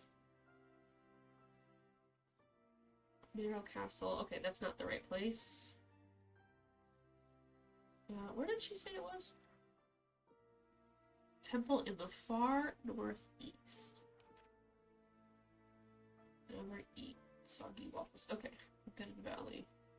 Ah, Aperture. The Aperture is a dragon temple dedicated to the Lady of the Gilded Lake and was built only a few decades ago. Within the jungle's verdant heart, Cassiopeia's temple stands like a gracious sentinel in an otherwise harsh and hostile environment. Guarded at its center is the only portal to the astral plane, the reason why Cassiopeia's worshippers have chosen this as their stronghold. Not much is known about this temple since no one else lives in the Forbidden Valley. The Order of Starlight aren't exactly a talkative bunch either. A pity. And yet we have one of their order right here in our tavern. We have the Akmar outpost, which we'll get to if we talk about it. It's a temple in the far northeast dedicated to Cassiopeia. But for my niece's birthday, I decided... oh, okay, that's why she's here. I decided to take a few days off and visit her to take her to the carnival on the outskirts of Zenith, which happened yesterday before the Great Starfall. Why do all of my favorite games have, like, the literal stars falling from the sky? Like, Final Fantasy XIV has the same thing. Especially right now in the expansion pack that I'm in. They're now here too. We were just on our way back when suddenly, right above us, the sky was ablaze with millions of stars raining down on Gaia. I'm very attuned to the realm of Cassiopeia, the harbor of all luminaries in the firmament. She is the fun aunt, which is hilarious because she's also a paladin, or like cleric paladin. Probably a cleric, which is also the only D&D class that I really play as well. Just say astral realm. That wouldn't do the place justice, but what would you know? It's vast and yet so full of beauty. It's an ocean with a glistening surface home to creatures beyond our comprehension. It's the theological term for it. Anyways, I noticed something was off the moment it happened, perhaps even a tad beforehand. Oh, a new rumor! Ooh, yay. Okay, that's not the right one. The spectacle last night left a mark on Bisoa. Not everyone agrees, but a cleric... Okay, so she is a cleric. She's the fun cleric aunt, which I relate to. Not everyone agrees, but a cleric of Cassiopeia claims it was something seriously sinister. What a cute little sticky note. It will go with our other little rainbow sticky note.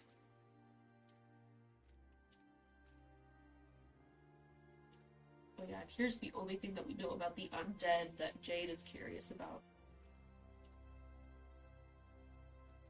It is. So once we get 3 of a kind with the different rumors, then we can make a quest and get more information about it. But until then, we're kind of sitting ducks over here.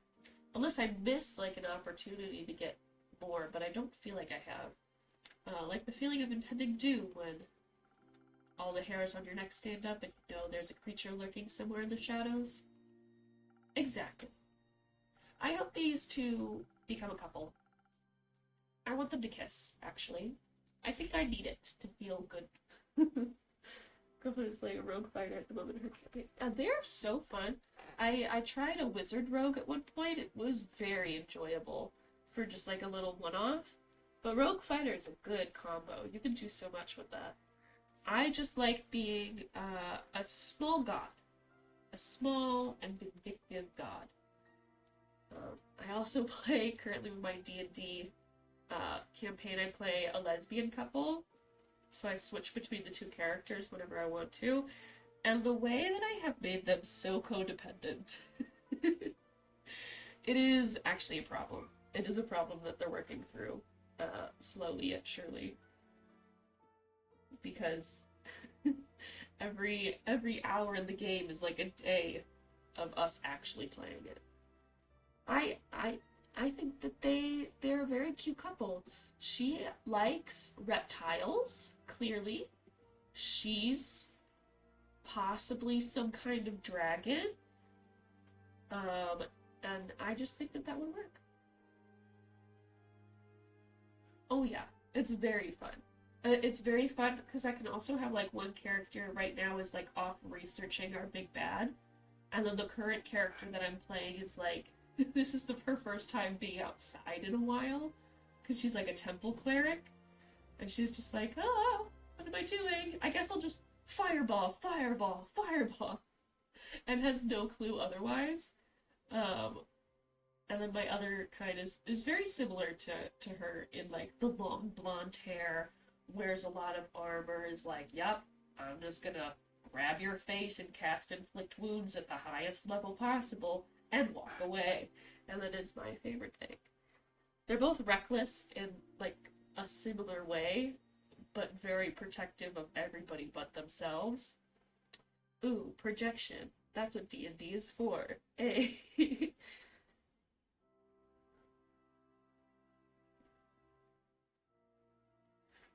But yeah, my dungeon master for my long-running campaign is very kind in his allowances, very forthcoming in in the freebies that we get. So I am allowed to have 2 characters. We're allowed to switch out a whole new character at any time, and then we just consider our other character to have like gone to turn off the oven or something. Like, oh, I forgot to go do something. Fireball is very chaotic and fun. It's such a fun, like, large range spell that if you can if you, like, thunder wave a bunch of minions together close enough, set them all ablaze.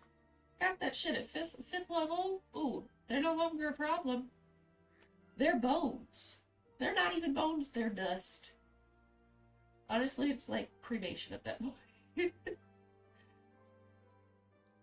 I am probably one of the heavier damage dealers of my party as well, because I'm just like constantly casting things at high level on as many people as possible. It's very fun. And I have my like wisdom maxed out as much as possible. Barbecue for sure. 100% barbecue. We have the meats. We're running an Arby's over here.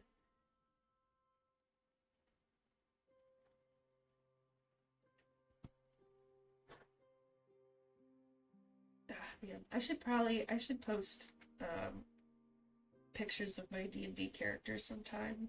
They're on my other account, but still fun. I'll probably put it in the Discord, and everybody can see them.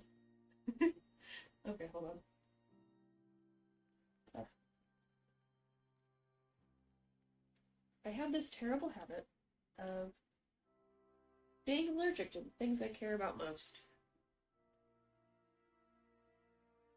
Right? Yeah.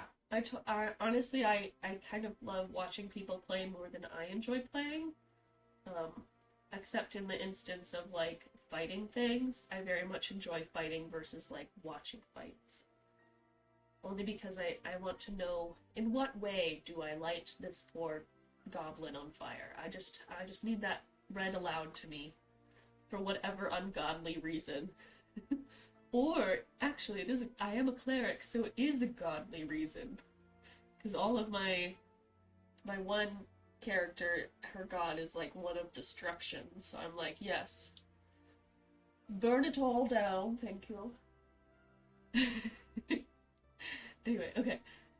Which is why in Keep, I came here right after fulfilling my duties this morning. So many were hurt. Oh, she's crying! It's a matter close to my heart figuring out what happened. After inquiring with those affected, many referred to you and your tavern. Oh. If anyone had any intel, it'd be you, they said. They did? Yes. I'm sorry to disappoint, but I imagine I know even less than you do. No, we know so much more. I was hoping to find some clues at least to help me start with my investigation. Well, they could ask around for you, I'm sure. Would you do that? I can certainly try. Not the Critical Role reference. Yes, everything is holy if I'm a cleric. Yes. Forget my chaotic good alignment. Forget the chaotic part. I'm good. I know what I'm doing. I can certainly try. Good. In the meantime, I shall do what I do best, aid those in need. Yes, that is how clerics is supposed to work. And perhaps find out more about this disaster. She looks so irritated. Why? What? Why are you so nonchalant about all of this? Things like this happen all the time, and people like you fix them. Thus, not my problem. If they kiss, it will be the greatest story development. I love this tension. I need more of it. People like me are the reason people like you can continue living like that. Ooh, they hate each other right now. Oh, it's the best. I didn't ask for any help. There will be a time when you do ask for help, and then you will be happy there are people like me. Sure. Before I forget, innkeeper. Yes, Alethea? I will help you fix up your tavern, free of charge. Ooh. Ooh, that's a slight. Not necessary, but thank you for the offer. Well, if you don't need my help, I know many around that do. So I'll be going. Maybe we'll know more about all this when I return. Ooh, character information. Ooh, we have Jade and... Look at their character art. So cute.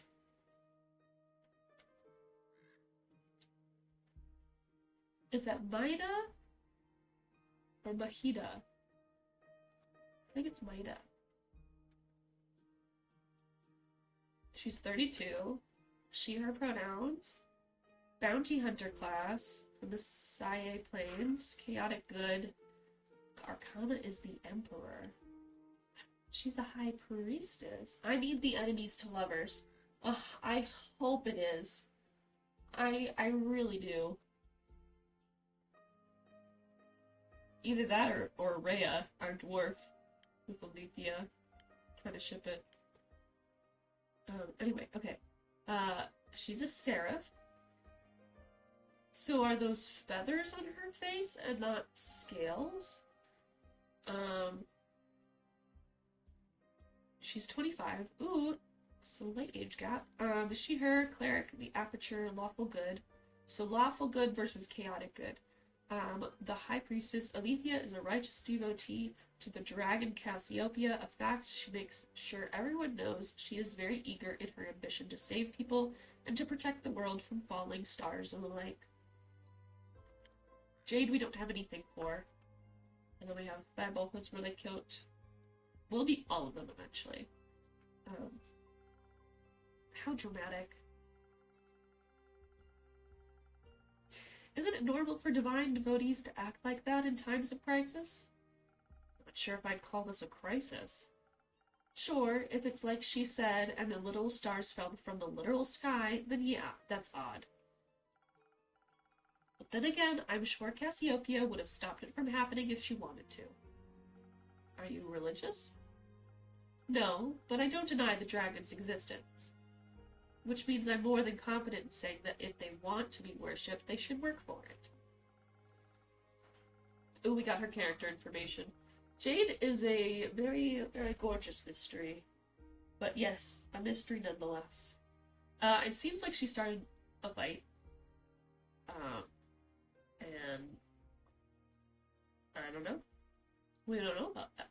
Yeah, mystery. I would describe, yeah, good words. Oh my god, I am... Jeez.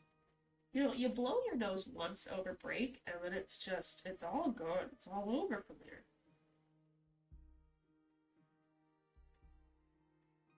Okay, we all work for something. I work to get paid, you work to get paid, and they just get paid without working. I wouldn't say they aren't working. Then what are they doing to help in a crisis like this? I thought you said it wasn't a crisis. They're taking care of the grand scheme of things. Pah, wishful thinking. Oh, you are interesting. Is that... What is that on your neck? What? It's one of those little noodle guys. The little noodles on a string? Did anybody else have those when they were a kid? I know they're very popular now, but they were kind of weird when I was younger, but I had like 2 or 3. I am allergic to everything, actually, but I am currently having allergies to my 5 dogs, who are all outside the room. I had to turn on my air purifier that I dug out of storage. It was a little arts and crafts thing we did as kids. Really? They were sold at like the Chicago Aquarium, and that's where I would get them from. And I'd be like, ooh, different colors every time we went to the aquarium. Was I able to make a little noodle on a string this whole time? Oh, you mean like the noodle necklaces. I mean whatever, this little snood. This little... Is it a mouse? I don't know. Is it a mouse dragon? Never seen this. Okay, no, I'm talking about this little dude, this little guy. This little unknown, clearly alive creature. Oh my gosh, I'll put them in the Discord because they're so funny. Yes. Oh, you have 5 cats? Oh, I do have 5 dogs. They're not all mine. Only one of them is kind of mine. The rest of them are my mother's. They are also like 100 pounds each, and very big, and very loud. That's why they're not in here with me. Oh my gosh, you have 5 cats. I feel like that's a pretty manageable little colony you have. Mine is an occupying invasion. I love my dogs very much, but I do hate being allergic to them to the point of nasal disaster. A whole pack is accurate, and there are dynamics. There are. My family's a show dog family, so that's why we have them. They're all the same breed. They're all Rhodesian Ridgebacks. I think half of them are grand champions right now, but most of them have been retired. But they're very pretty. They're very handsome. They do feel like an occupying invasion some days. I feel like pets are like that when you have like more than one or two. It's like, oh, geez. Like you love them to death, and you're like, oh, everybody has such a unique personality, and they're so cute. And then, they try to, when they try to get into the backyard, they knock you over so that they can push the door open themselves. That's that's the occupying force over here. It is fun. It is fun. We just got one back. Today we sent him off for a few days to go to one of the shows nearby, and he's so handsome. He's only a year old, and he's already like at the 100-pound mark, which usually like they're around like 75 to 95. But to actually be like still technically a puppy and that big, we haven't had. But he was a grand champion after one weekend. He just kept winning major points, and now he goes like every other weekend. He's our little pièce de résistance. He's our little what is it? Our magnum opus of dog showing. He's so pretty. I love him very much, and his name is Gus. He's so big and dopey. Well, he's Gus. I have Rhodesian Ridgebacks, if that helps. They're kind of like Mastiffs mixed with Vizslas, if that's a good descriptor. But they are the one that I have. Yes, he's a handsome little boy. He's very cute. My son, my moon and my stars, is Victor Crumb. Because they're Rhodesian Ridgebacks, they sound like the like horntail or the something Ridgeback from Harry Potter. So we named all of them Harry Potter names. So we have Victor Crumb and Ginny Weasley, and they could not be more different. Oh yeah, Lion Hunters originally. And boy, oh boy, does it make sense. they're you see them and they're kind of like these like live little things, and you're like, how are those gonna take down a lion? But it's like they're not supposed to actually kill the lion. They're supposed to get it up in a tree to protect the farms in Zimbabwe, and then the like rancher will come out and either like shoot the lion, dispatch the lion, whatever. I don't like that's not so much a practice anymore. Things are pretty separated now. But they do move in like a little pack formation when they're all out in the backyard. And it's kind of interesting seeing what roles each dog has assigned itself. Like my dog is like, I wouldn't say a perimeter runner. He's more of like a charger.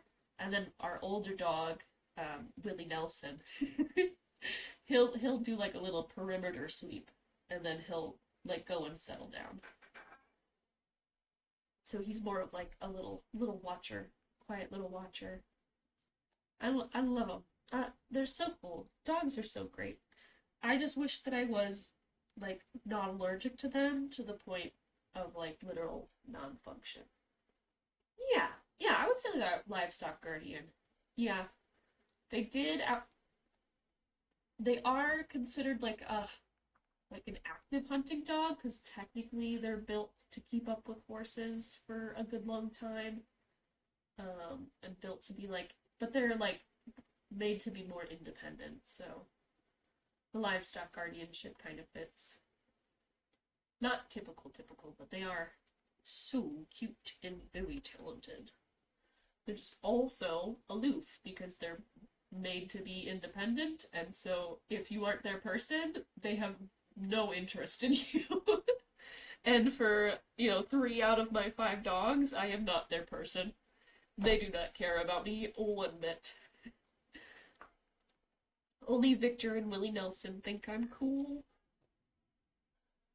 Oh, it is less. It is. I feel like that's sort of how it is with cats too, where it's like some of them will like you and they'll be super cuddly, and then some of them you're like, oh, you think I'm literally an insect and it is like beneath you, and my only job is to be, I don't know, a rubbing tree for you to wind in between and then nuzzle, and I'm like, okay, cool. I miss going over to my friend's house who has like a bunch of cats because hers were so cute and friendly. Some cats are dicks, but also some dogs are dicks. I'm gonna be honest, Gus. Gus is one of them. But he's still in his little puppy nippy phase, even though he's 100 pounds. It's not great, kids. But he doesn't know how big he is because he got big so fast that he's just like he'll just throw his weight around, and he's a huge asshole. My girlfriend, because most of the cats are super funny, but one does not care. It's okay. Maybe they'll be enemies to lovers as well. Maybe they'll become friends eventually through bonding. Long enough time. We still baby brain? Yeah. I love puppies. I love. Maybe tomorrow I'll bring my babies in and have them lay on my bed and you guys can hang out.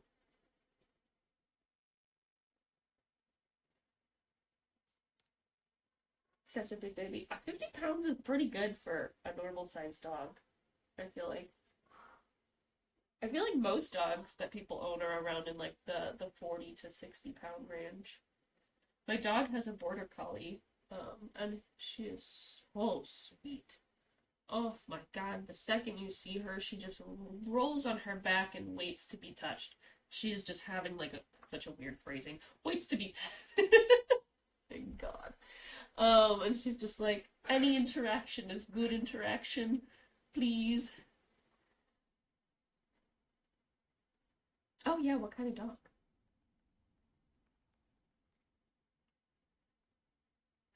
A Doberman. Oh, that's right, you've mentioned that before. Ugh, I love Dobies.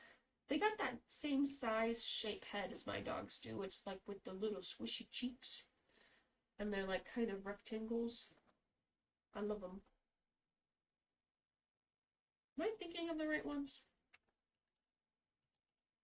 I feel like I just thought about Rottweilers and not Dobermans. No, but yeah. No, they still have the same face. Kind of. Close, close. Small children, but still. Oh yeah. Oh yeah. I feel like that's same with quite a few. Hello, Slugcat. Welcome in. Uh-oh. I have a Oh, yes, my grandma had a golden called Apollo as well, and he was the absolute sweetest. They're just good dogs. Oh, I love them so much. It is a good dog. It's a good golden retriever name too, because he's like the sun god. Um, that's sort of similar. My dog's dad's name was God, it's not Zeus, is it? No, it's the other one. His was Ra, the sun god as well. But I think we have another somebody else who has one of our litter dogs also named their dog Zeus. I just can't remember who it is. But they're also huge and gorgeous.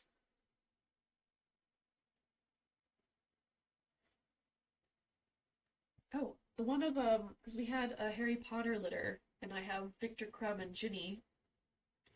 We had a Sirius Black, and he's now a certified farm dog who can do hay bale jumping, and he manages a small cattle ranch right now. Aren't they? I love Goldens. Honestly, my older sister. So Victor's like my older sister's dog. but we live together, so he's also my dog. I'm the cool aunt. But that's the one that we're thinking about getting as a golden because they're so cute. Bailey, oh, that's so funny. My Irish setter was named George Bailey. Oh, cuties. Coincidences. I love dogs.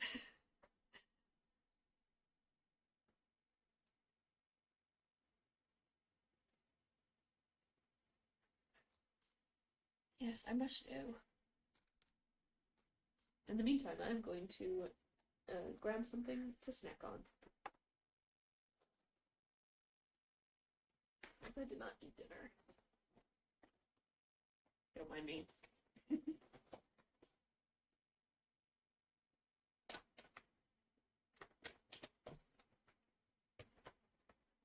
Which is pretty fun.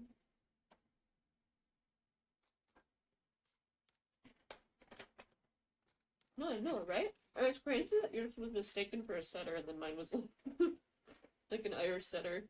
And they both have a similar name. It's cute. It's cute, it's fun. I'm gonna try and munch quietly.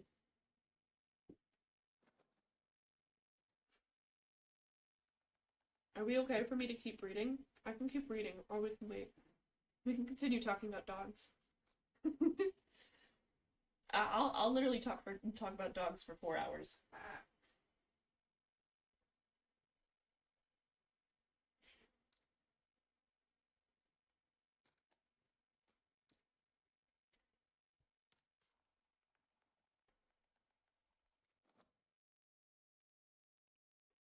Oh, oops! I accidentally clicked it. Okay, he said, "Oh yeah." Why did you go? Okay, I keep reading. Okay, cool. I'm like, we can literally do whatever else we want to do. Okay. Greetings, adventurer. Who? Me? Look at him, he's a little scary, I'm not gonna lie. But he does remind me of one other Critical Role character. You're the one who entered my tavern, no? Yeah, but in what way do I look like an adventurer? That's just their standard greeting. Budget couldn't cover any more, I suppose.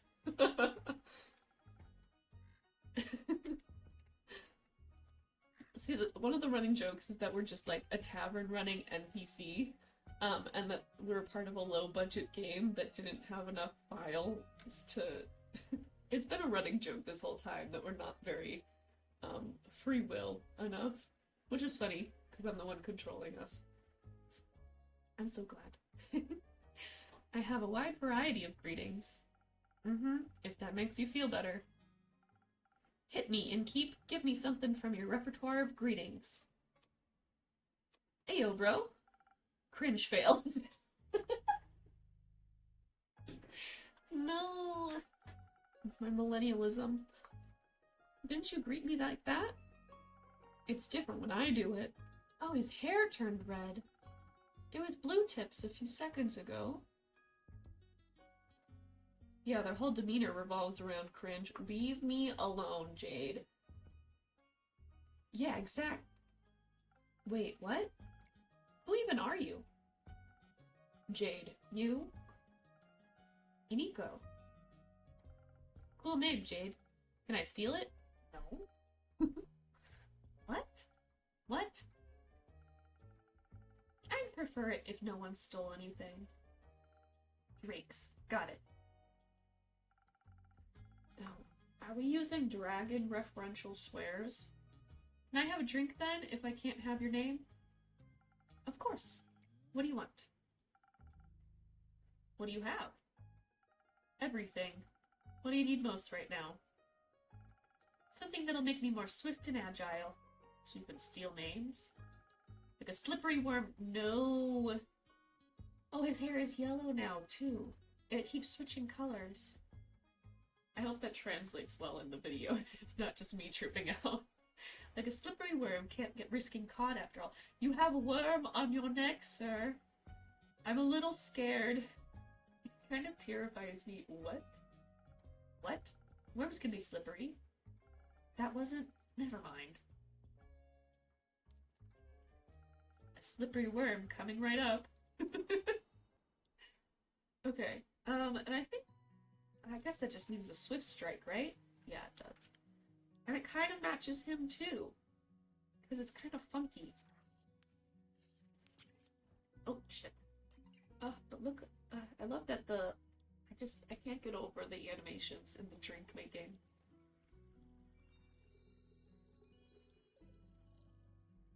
Bink. Oh, so cute. Alright, then we'll do some intelligence. And then some defense. Because sometimes the best offense is the best defense.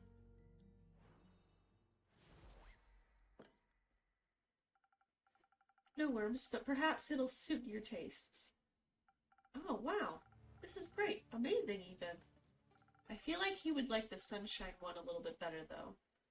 Where did you learn this craft? In the primordial vortex? Don't look at me like that, I'm just joking. You aren't from here, are you? Oh no! Am I still good?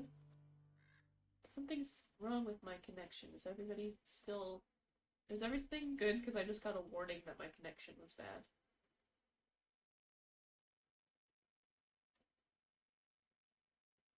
Seems fine? Okay. That was weird. Ah, I love Twitch. You aren't from here, are you? Who, me? Who else? Corey? Is that the thing on your shoulder? Bingo. Its name is Corey. It's short for corruption. No, it's not. Ah. No. I meant you. Well, I'm nowhere, anywhere, and everywhere all at once. But most of me is from Avalon. Oh, an Avalonian. Native born or by ancestry? Native, duh. Huh, that's interesting. I find it pretty lame, to be honest. TBH. We'll say TBH. Okay, good. I'm glad, because it was a little scary. There's nothing going on over here. Everyone's the same. And you think it's different here in Gaia? Yeah, I mean, not really. But I can go anywhere I like. Barely anyone knows me here.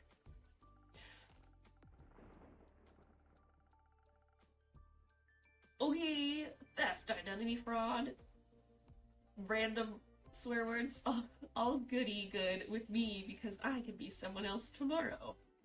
Now he's blue again. In Avalon, they all see through that game very quickly. I see. Changeling, then. Yes, and I say so out of trust. Just kidding. If you tell anyone, I'll come for you. Okay. Fret not. What happens in the tavern stays in the tavern. I like that his little he does the little leg shakes. He's a little scary. I'm a little intimidated, not gonna lie. Never cool. Cool. So, what brings you here, Iniko? This and that, you know. Zenith seemed like a cool town with a cool name. Got distracted by that giant hog on your front yard and thought I'd come and say hi. That would be mine. There's a hog? Cool. I don't do mounts. I'm faster on foot. That way I can admire the landscape, take U-turns through narrow spaces. Pickpocket. And did you admire the wrecked ruin that was once Zenith? I mean, I love chaos, so... Is it that bad? Do you ever leave this tavern and keep? The city looks like a broken mirror. You bet it does. Did he get hit by asteroids? Is that why this is? Or is this just normal changeling stuff? Looks like a star hit the center of Zenith and... Boom! Jesus Christ. He scares me. I'm scared. Yup. Oh. A rumor unlocked. Glass shards. We have a double... Okay. Okay, so these two match. Zenith is enshambled after the rain The star rained last night. The crater left in the city center carved a destruction that rippled through the town.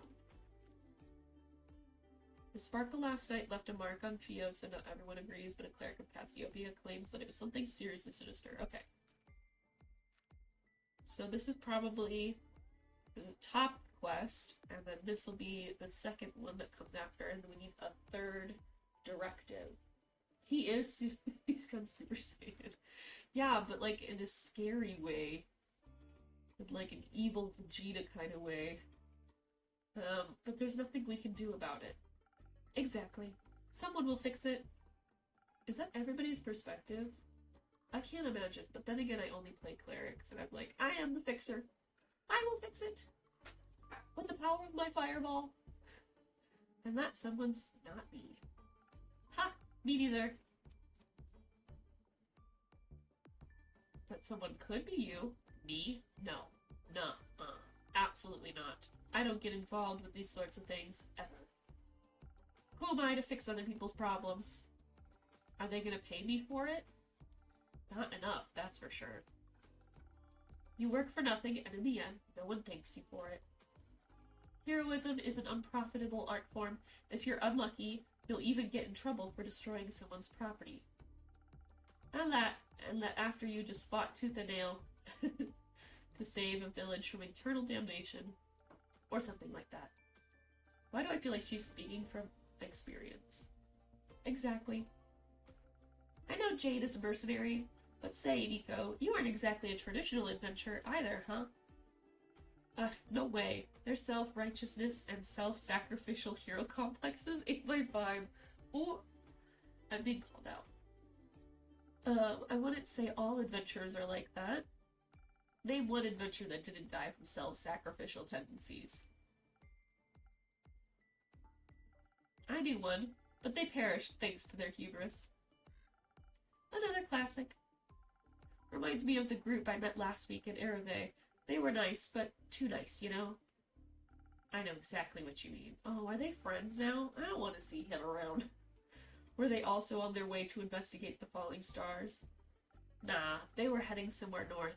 Didn't really listen. Didn't care. But I was nice to them too, you know. Charmed some rations out of them when they prepared breakfast at their camp. Sat around the campfire drinking tea, munching on bread and bacon. One of them was a wizard, I believe. Full on robes and magic type of guy. Kept going on about how Leviathan was sending bad omens to the bottom of his teacup. Leviathan? Huh, why him? I know. Was he trying to warn you about his sister's demise? His sister? Cassiopeia. Ah, right. Okay, so now we know. We're gonna write down the world lore really quick. Okay, so Cassiopeia and Leviathan are related? Interesting. But then again, I am more used to Final Fantasy lore than I am this. Oh, right. Sorry, mythology isn't really my cup of tea. What is your cup of tea? Rod. Stop! Checks out. So, Leviathan warned him via his tea leaves about the start of something terrible. Tattered wings tainted tainting the Gilded Sea in dark shades of misery, leaving behind nothing but a shimmering void. That's exactly what he said. How did you know? I think I read that somewhere before. Did you also read about the blazing eruption at the foot of the Dalwell Hills? No, but I heard about that when I was in Zilford. Thought the Fae were doing one of their quirky rituals again. Wait, so it actually happened? Yep. He also read that from his tea leaves. Whoa. Seems like the guy was a real psychic. I guess. Divination magic can be a powerful tool. The tea leaves said, the wings shall be torn apart at the feet of Avalon, nestled between the peaks of Dalwell. Dalwell? So it really could be true. Okay, we need to look at where these things are on the map. Oh, where would it be? Okay, the Northern Republic, Zenith, Wayfarer's Inn, that's us. Tregarin, Ashen Grove. Okay, we did all that, right? Moon Swap is where we sent to go retrieve from the Invisible Vampire. Southern Republic, Themis, Ereve, okay. Pale Woods, Windmore. Is it in the Forbidden Valley? Rockwell, Akmar, no. Maybe the Saye Plains? Zoford, okay. Tamale, Gravelmax, Silver Pass, okay. No, we just have Zoford. Where else could it be from? Maybe Mossbury? Mossbury doesn't seem like a... No, it's not. Then again, I think we're talking about stuff that's in the Astral Sea. Niverduff? What a great name. Abandoned Dragon Temple, Magical Lake, Lonesome Lagoon, that's not it. Diria, Twinborough, Amasa, Sky Peaks, that's also not it. Is it the Highlands? Rika, Dragon Temple of No, okay. What are we talking about then? I guess it will come up eventually. What? It sounds like whatever happened in Dalwell was the reason the stars fell from the sky. Tainted gilded sea, shimmering void, metaphors for a starless sky. If the wizard was right about his tea leaf reading, that is. But it fits with what I heard in Zoford. Happened just a few days ago. Yes! We have enough for a quest! We have enough for... Yes! A psychic wizard foretold the starfall in their teacup. Apparently, it's just a fragment of the calamity that can be traced back to Dalwell.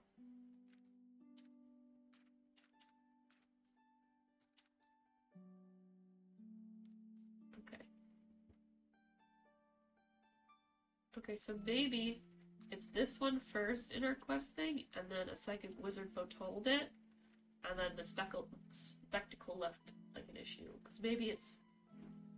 Or is the Dalwell the call to action? Okay, but we'll get to do that at the end of the chapter. Ooh, I'm excited. I wonder who will take it. Maybe it'll be the cleric, because she'll come back and see it. Okay. Let's look at... Right, we got Jade updated. I've known Jade for years, but it's good to see she's back in the area. She's not the type of person you ever have to worry about. She's strong, independent, and always looking for a new gig to make a living. A little empathy wouldn't hurt her, but that's probably too much to ask for. Nico. Originally from Avalon, Nico is now vibing on Gaia. Probably because people here aren't used to the trickery of changelings yet. They're always looking for a new victim to fool and don't take anything too seriously. The thing on their shoulders called Corey, short for corruption, obviously. Terrifying. And clearly, like a shitpost character. The kind of character that you make to fuck with your DM. And then ends up being, like, a main fave.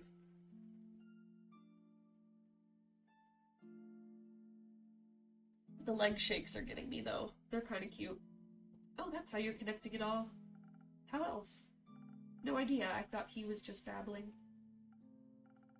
With everything that's been happening recently, I think he might have been onto something. Odd that the adventurers didn't try to stop it from happening. Perhaps no one would pay them for it. Or their other job paid better. Maybe they didn't want to be held responsible for any possible repercussions. Maybe they just realized they can't save everybody. Maybe they were just pretending to be adventurers. Maybe they were the cause of all this, and were just bragging about it. Thinking I'd stop them. Lol. Enough with your maybes. They're pointless and aren't helping anyone. Oh yes, non-binary icon. Indeed, wait. Are they non-binary? They are indeed. And they are also of a questionable age. Oh, they're a monk. Well, that was obvious. Arcana is judgment. Huh. I need to find my tarot cards. Okay.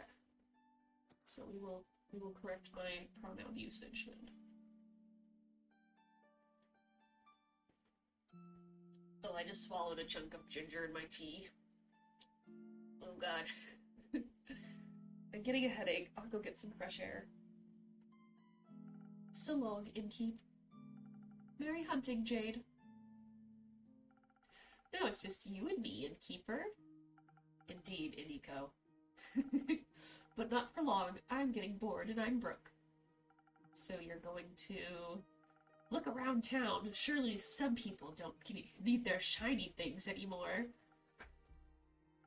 Good luck finding someone to help. That definitely isn't me. So far I haven't been disappointed by the others. You know how to never ever get disappointed? How? Never have expectations, duh. I mean, fair. Could have figured that one out. New quest, new quest. Okay.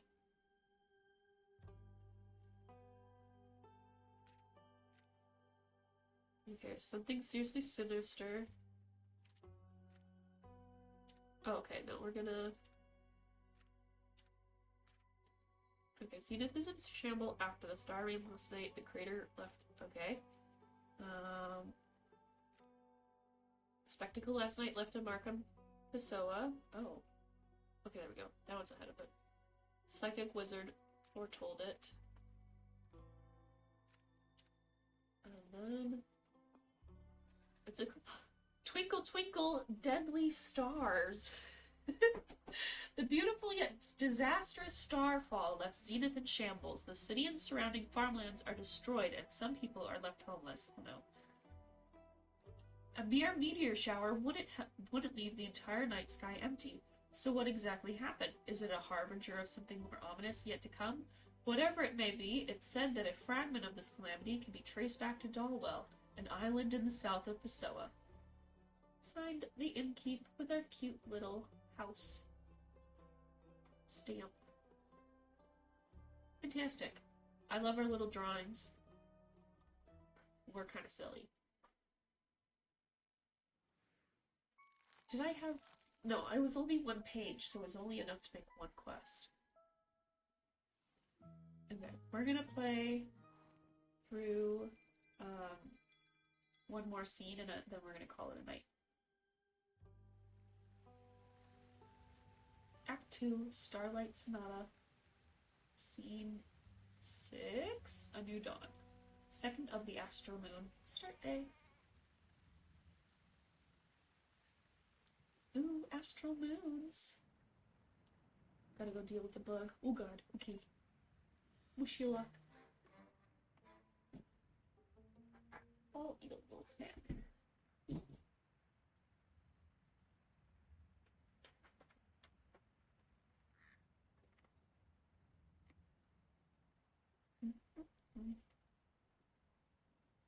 Okay. Oh, Ray is back. I think I'll switch from my tea to my Sprite.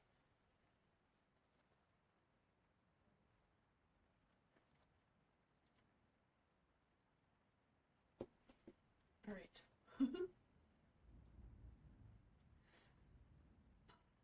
I'm really intrigued by this. The coffee talk really got me, like, in its grasp, and now this one has me in its grasp as well. And keep. Hello, Rhea. I love her little pauldrons. They kind of look like, who's that one guy from Pocahontas, the main character? Is it John Smith? His little stupid hat. Anyway, Rhea. You've got any new lines for me? Perhaps, but I'll only trade them for new ones of your own. Make me a drink. I had a long night. Want to tell me about that? Are there no stars outside? What are these weird little flecks? No. I get it. You need some stamina first.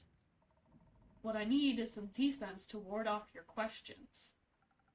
I'll go check if I served that. Okay, what did they order? Some defense. But what if I give...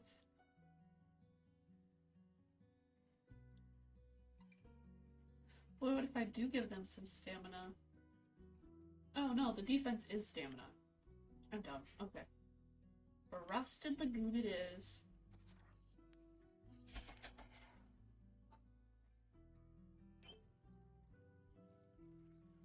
And a 2. And a 3. And then a 1. And 1. I mean, thank you, Amdu.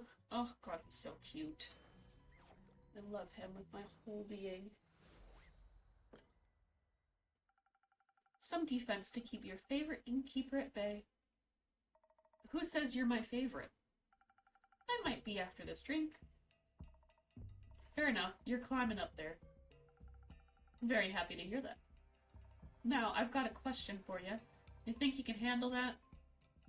I'll try my very best, Miss Frostgrip. Mrs. Frostgrip?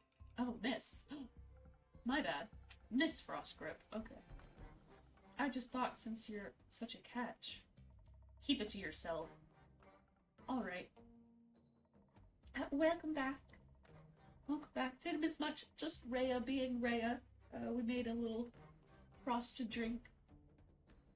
We haven't really started any of the plot from her.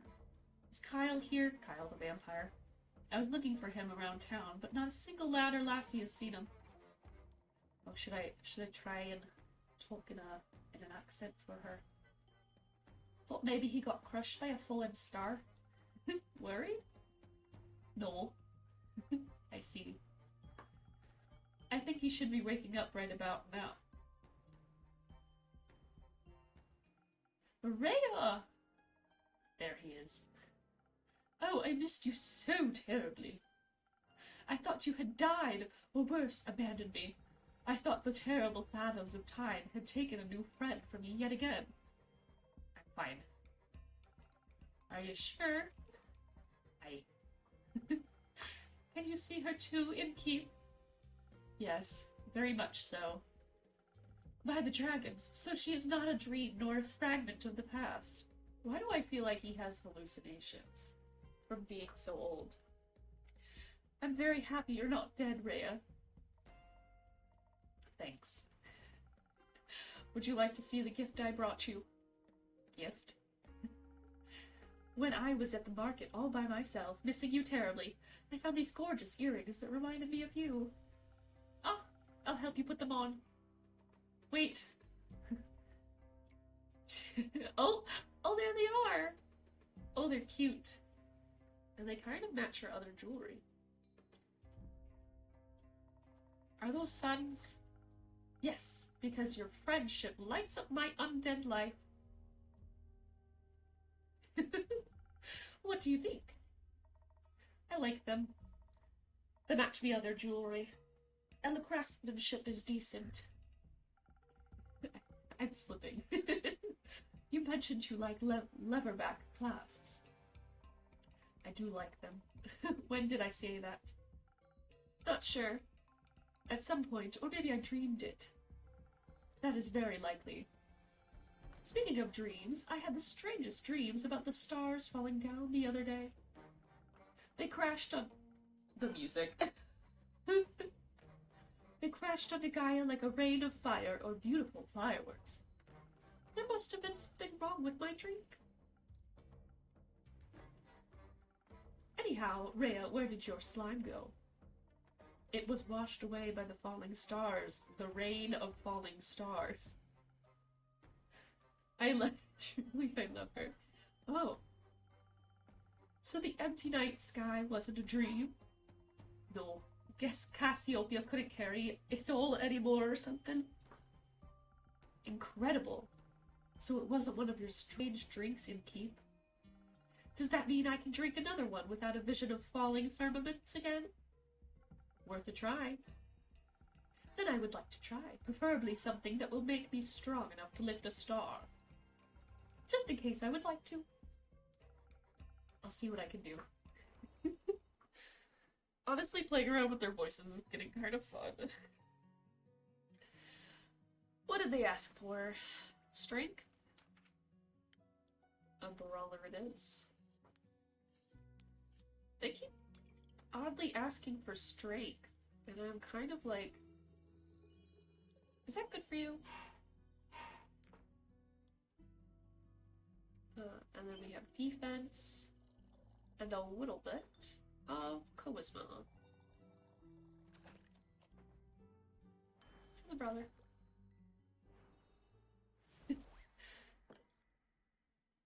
Here, my best attempt at supporting your star-lifting career.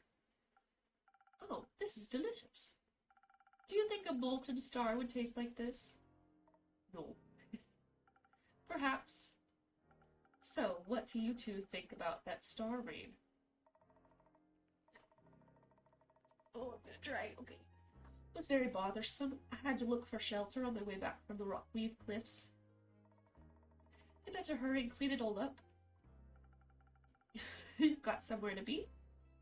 Still have to get the vampire to Baruvia before I can get my hands on that gold. Who? Me. Oh, splendid! I have been in Baruvia in quite some time. I cannot wait to see it again. But until then, I can search for other materials, better ones even. That isn't going to happen by sitting around. Are you collecting loot for your dragon horde? What? No. In what world do I look like a dragon to you? They are masters of disguise. What about you, Inky? Am I a dragon? You are? No, I'm afraid not. But you smell so primordial. Primordial?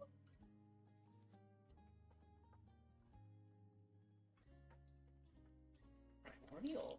Maybe we should have picked primordial as our desired astrology chart. Thank you. If you're not a dragon, Rhea, what do you need materials for? Decorations? Ingredients? Don't you worry. I'm not trying to steal business away from you. They're for crafting. Like for friendship bracelets? No. For weapons. We're going to war, but I just got you back. I'm not going to war. Won't see me fighting for anyone but myself. Are you a blacksmith then?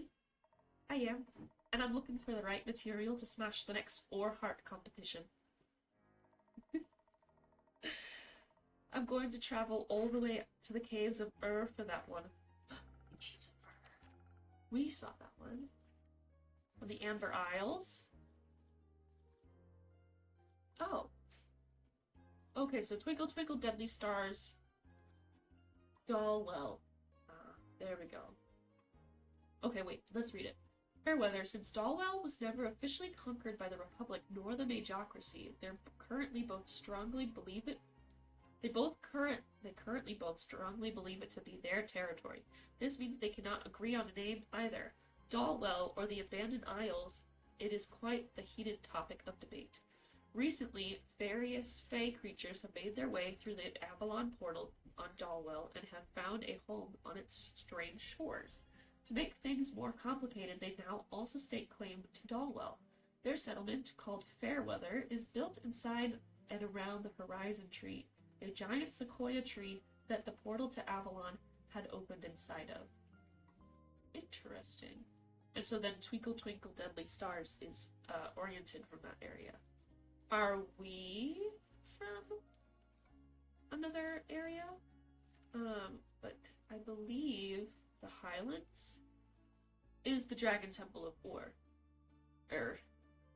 Located between several cliffs across the outspread woods on the eastern half of the island lies an old temple dedicated to the elder dragon Ur. While the temple is not yet abandoned, it is an ancient relic of era. Okay, weird grammar. A relic of eras gone by. Mossy statues of ancient noble dragons guard the entrance to this majestic temple, and murals carved into its walls tell stories about legends of yore. It is well defended and not open to most travelers, sparking rumors of what might be hidden inside. I love world building. I love having a map. I love being bad at Irish accents. And also giving an Irish accent to a dwarf instead of a Scottish one because I'm bad at Scottish accents. I'm much better at Irish ones.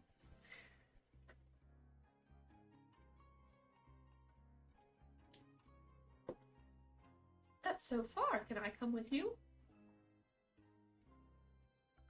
That sounds very exciting.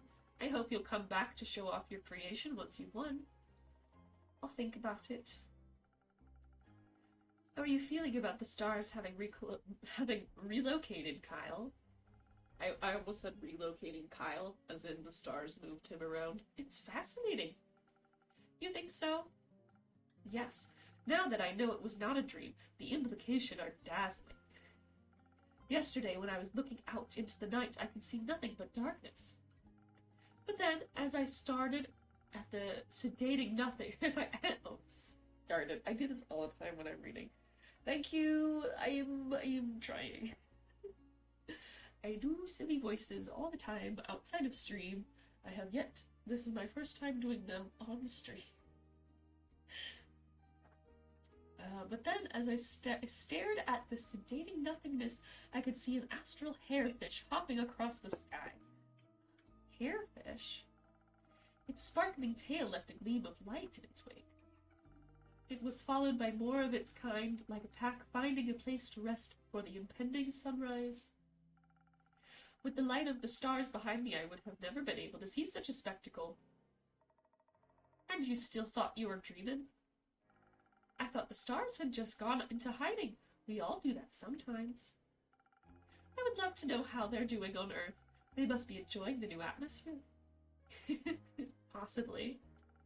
Speaking of exciting, have you had a chance to take a peek at that letter of yours, Innkeeper? I'm afraid not. Either way, how exciting. You know, this world never ceases to amaze me with its natural wonders. I'm going to really quick grab a little hair clipping. By me, just revealing that I'm wearing pajamas.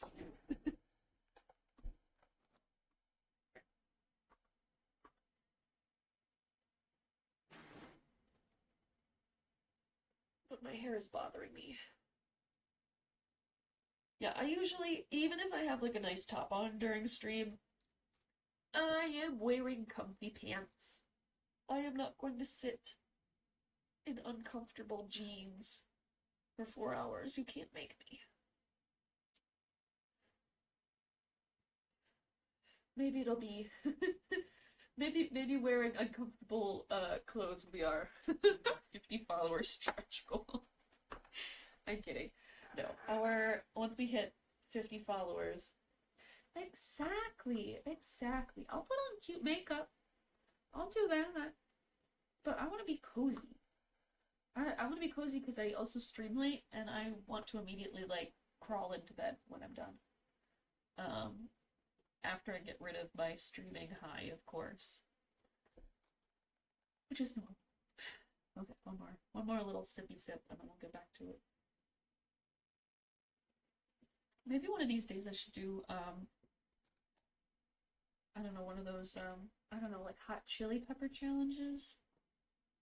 Or drinking games. Ooh, maybe we'll do that when, the next Final Fantasy VII game comes out. We'll do it, a little drinking game based off of, like, every time Sephiroth does something or Cloud does something weird. Ooh. Like every time Cloud's little headaches come back. Hilarious. That will actually ruin us though. Alright, Alithia is back. This was by no means a natural wonder. Oh, she took the quest. Welcome back, Miss Anwar. Who are you? The Wonder Police? I am Alithia Anwar, High Cleric of the Aperture, and the chosen of Our Lady of the Endless Light. Oh, she's their chosen! Oh my gosh, you should. If you stream it, I'll watch. But Rebirth is so good. I watched Maximilian Dude's playthrough of it when it came out, and it was wonderful, as always. He's really good. And again, he was like my age when the original game came out, so. But you should, it's really good. Especially if you liked Remake at all. This is like way better. Everything that they complained about that people had like an issue with in Remake, Rebirth absolutely made changes and adjustments, and then also like kind of made fun of itself a little bit. Highly recommend. It is expensive though, so if you wait, I don't blame you. I'm waiting for it to kind of come out on PC, because spending money on a capture card right now for me is not gonna work, even though I have the game on my PS5 right now. Anyway, alright, okay. And the chosen of Our Lady of the Endless Light. And I have returned to this establishment to investigate the tragedy of the Starfall. Not one of those protagonist types. Innkeeper, I am happy to see that you are able to collect more information for my research. Oh, she has a little blush. How cute. I am grateful for your help in these trying times. At your service, miss. What are these times trying? Me and the wonderful people of Asteria. An empty night sky is no laughing matter. This must be taken care of swiftly. What if that guy killed Cassiopeia? Stream it when it came out, but I feel like I want in preparation. Yes. Yes, do it. Do it. I will watch it religiously. Please. Make me cry again. Every time. That game makes me sob. I guess it's empty every time of the day now, actually. How does that not worry anyone? We have other things to worry about. I feel like I'm changing my accent. And if these sorts of things stop happening, this babbler will be out of a job. Indeed. I find it very exciting. That is somehow even more worrying. Say, are you a vampire? What else would he be? I am indeed. That is also very exciting. Do you have any affiliation with Marrow Castle? What is a castle? It's where his ex-wife is. Is at Marrow Castle. He used to live there. I assume he moved in with his wife. His ex-wife. That's what she is. Please, I'm a Final Fantasy addict, and I need more. Why are you asking? While I was seeking shelter from the calamity, I came across a young echo with a gloomy temperament. An echo? Or rather, oh, hold on. A gloomy echo. Is that what Zephyr is? Oh, he's an air echo. That's what it is. What a cutie patootie. Or rather, I came across his hands in my pockets, attempting to steal my most precious spell components. Lucky for him, I am not a very vengeful person, and I believe in the redemptive power of second chances. And he did make an effort not to steal from me again. Very wise. Did he travel with you? No, we went our separate ways. I believe he wanted to be alone after narrowly escaping an encounter with a horde vampire. Horde vampire? They must have been very hungry. As they tend to be. Only if they're not eating responsibly. Who did you say you encountered again, Miss Alethea? A rogue-ish wind echo? Ah, yes! A windy aftertaste is hard to resist, and primordial blood is a delicious luxury. Speaking of which, Imkeep... No. Are you from the primordial sea? Not in the slightest. Oh, heart. But my blood would taste delicious if I was willing to share it. I see. What about your blood, Miss Alethea? Are you out of your mind, propositioning a holy woman for her blood? Well, you've got a lot of it, fair question. And I need all of it to keep up my strength against the looming evils of this world. Without me, who would ever care enough to investigate this whole mess? After all, none of you seem to care. Besides, a taste of my blood would probably reduce you to ashes. I like your unwavering sense of self-importance. Thank you. I like your earrings. What if they kiss? I told you. I told you. Did I not say 3 minutes ago when she was here with Jade that I was like, ooh, I think she would also really like Rhea. 100%. 100%. Thanks. Thanks. I don't know how to do that in the accent. So what are your next steps for saving us, citizens? They should actually just all get together and kiss. Polycule it. Polycule it out. When your rumors are all over the place, which is good, that means there is a lot to look into. Still, I would have appreciated a bit more organization. My bad. I will start my investigation in Zenith and Themis. Have a closer look at the wreckage caused. Maybe examine the rubble more closely. Perhaps it harbors hidden clues. Once I have found out what is going on, I will put a stop to it. The stars have already fallen, lassie. Not a lot you can do for them. Then I will make sure nothing like this can ever happen again. Perhaps Cassiopeia can even be healed. It is imperative for the order of this world that herself does not fall. Couldn't agree more? I know you've got this under control, Miss Anwar, but how would you feel about a little drink to boost your spirits? You have a long investigation ahead of you, after all. If you're offering, thank you kindly. What can I get you? It depends on the approach I decide to take with this. I could focus on the investigative aspect, really dig my heels into connecting the threads, analyze the situation, find hidden clues, speak to the locals and those affected. Of course, I would have to do so strategically. Without the right approach, this plan would fall apart. And perhaps I would even need to inspire bravery in others to care about my cause. On the other hand, who knows who caused this? If I focus too much on theory, I may not be in the right condition to fight whoever I encounter. But you will be able to talk to them. That's always much more entertaining. I have to switch back so quick. Not everyone can be reasoned with. In such a case, I should be able to properly defend myself, especially if something similar should threaten to occur again. I need to be prepared for even the worst case scenario. I could offer you some Phoenix chilies. Who knows what you will encounter, but burning stars are best avoided with a hint of fire resistance. Sounds reasonable.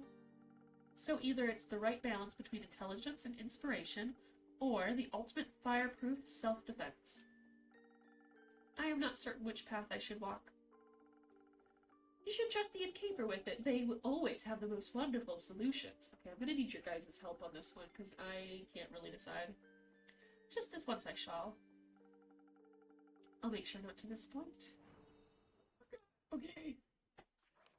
Okay, these ones are hard plot-deciding decisions here. Okay, either we have the intelligence with an infusion of boost, or defense with an infusion of fire resistance.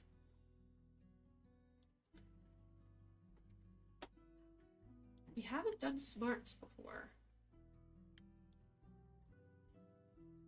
And I feel like Sunny Breeze would be better than but Sparkling Nebula, kind of.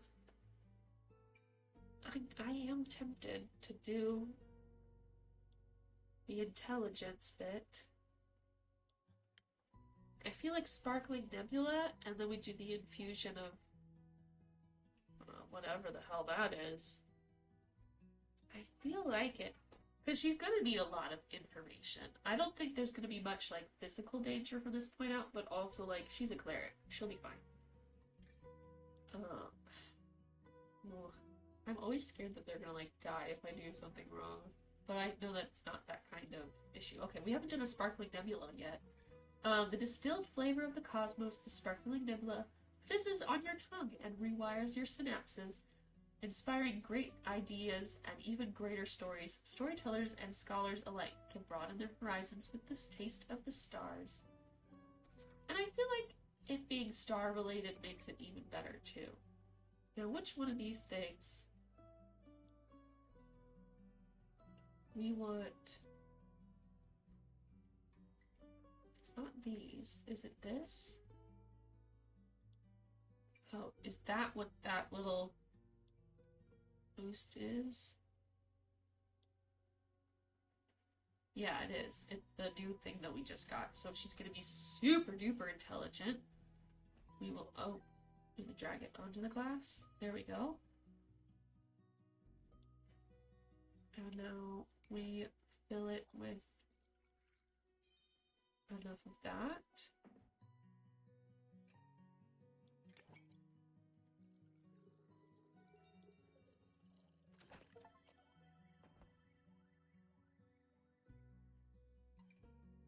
Yes?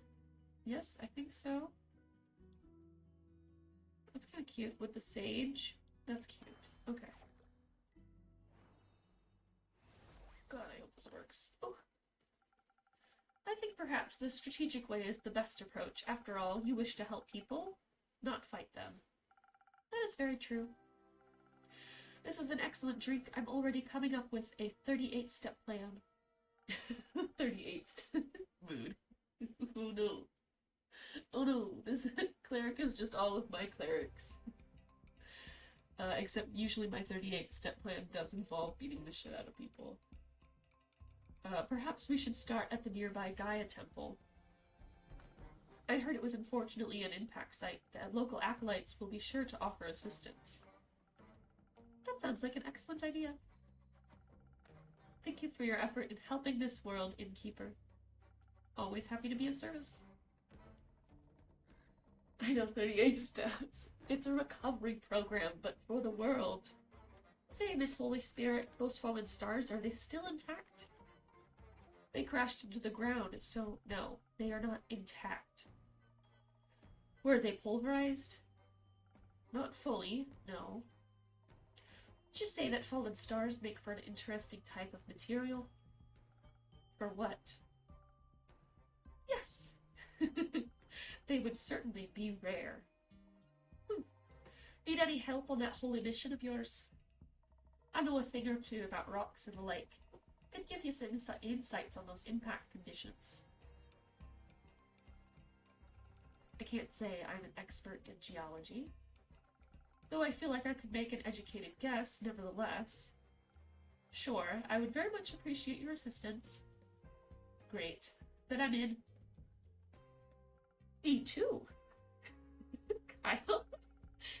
Do you know about geology as well, or astronomy perhaps? I know about astrology. And this all sounds so very exciting. I've been terribly bored waiting for Rhea to come back. This will greatly aid me on the mission of curing my boredom. Well, I do like to help. That is very kind of you. I know.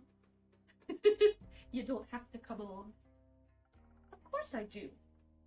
Could you imagine if the stars fell down again? What if one crushed you? I need to stay close by so I can catch it. I don't think you could. The stars already fell, Kyle. Done deal. What about the ones in the primordial sea? What if it floods us with all of its mirrored stars? Oh, shit. Could that happen? Unlikely. I'm not willing to take that risk. I'm going on this adventure with you, and with you, Miss Alethea. Great. Wonderful. I appreciate the enthusiasm. Let us not waste any more time. I don't know why I'm laughing at my own voice. Thank you for your aid, Innkeep. I shall return with conclusions and perhaps even mended firmaments. Firmaments is hard to say with your nose stuffed up. I'm looking forward to hearing of your heroic deeds. How exciting! Wish me luck. Good luck. I hope you find suitable material. Me too. I love an unexpected trio.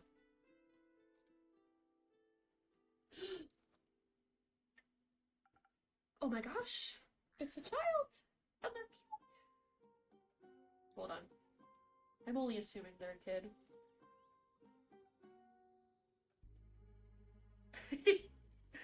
Hilariously, my brother plays like a tiny tabaxi, like a young tabaxi in the same game as my characters. And he's adorable, but he's also like a follower of Asmodeus. Hello? Hello. I would like your finest drink, please. A drink, you say? What do you have in mind, miss? Melina. Melly is fine. It's short for Melinda. Or for Melina. I see. Well then, Melly, what kind of drink would you like? Something tasty. Something that will give me a few fun ideas. Oh, and some thunder sage. I don't have any money, but I've got something to barter for the drink. You don't need to pay. But I want to. It doesn't feel right otherwise. Alright, fine with me. What do you have for me? Oh, thank you very much. Infusion unlocked. Gold feathers come from the speedy golden loons who molt their feathers every spring. They can be found near every major lakeside. A little haste makes any adventure inhumanly fast, great for reaching long-distance locations and escaping every fight unharmed. Thank you very much. Now I can accept a drink. Very well. Let me see what I can do. Alright. She wanted... I thought she also wanted some of the sage in it. That's probably part of the intelligence bit. Oh, I forgot to draw. Oopsie daisies. So many sparkling nebulas today.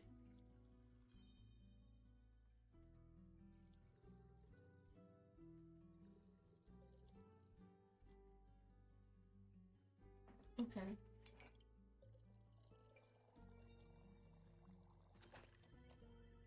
Okay. So it doesn't actually matter. Yay. Some new, fun, and sweet ideas coming right up. This is perfect. I'm feeling the energy for new hijinks running through my veins. Thank you. This is a really nice tavern. I think I'm going to hang out here for a bit. I need a break from my investigations. Can I pet your familiar? No, he's quite antsy when he hasn't. You can't quite see him. He's behind my head, but there's a little a jackdaw bird flapping away.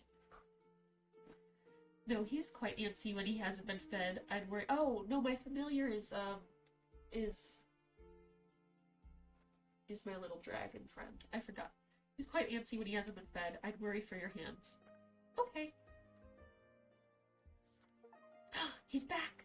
Shadow. We got a little shadow notification. Oh, you guys can see it. Right, okay. Oh, Zephyr. Almost didn't see there. I suppose I am as stealthy as a knight. No, as the knight. I meant as the knight. Sounds like you need a drink. Desperately, one that would help me remember words. I've been quiet for so many hours, I think I've forgotten how to speak. That explains why you're communicating telepathically right now. We are? We are? No!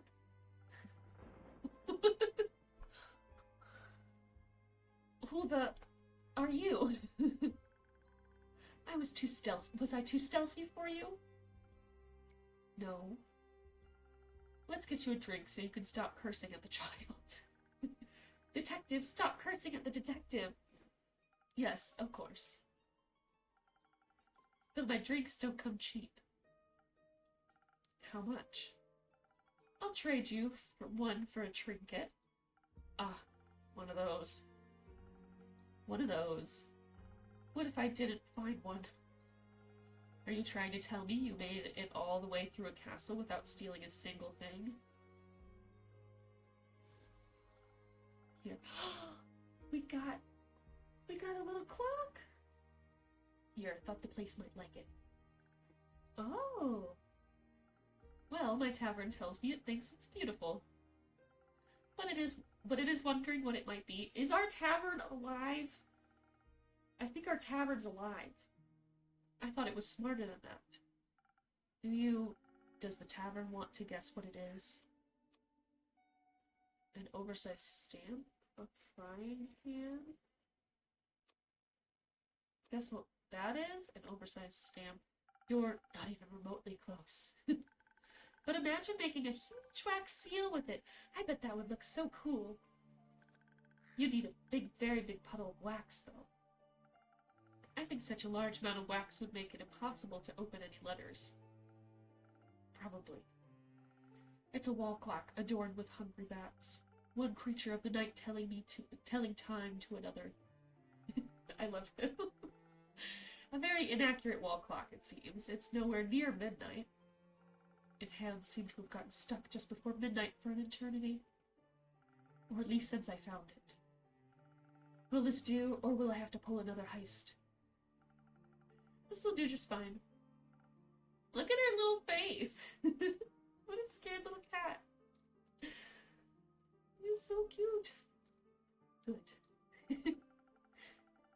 And because I'm someone that always keeps them promises, their promises, we mixed up our pronouns, I shall now prepare a drink for you. Are they a girl though? We don't know yet. One moment. Let's see if I have something that will help you make you more polite towards the local detectives. Alright, what is he looking for? Charisma. Oh, we will give him the new charisma drink. Do we have another charisma? I think the sunny breeze is cute, because then that matches the fact that he's a wind spirit. Echo.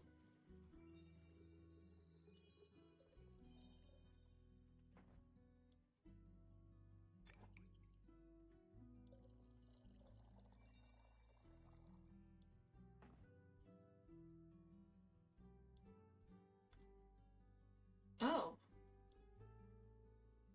Hold on. That didn't work out quite as I planned. We'll need something that gives us charisma. Oh. This.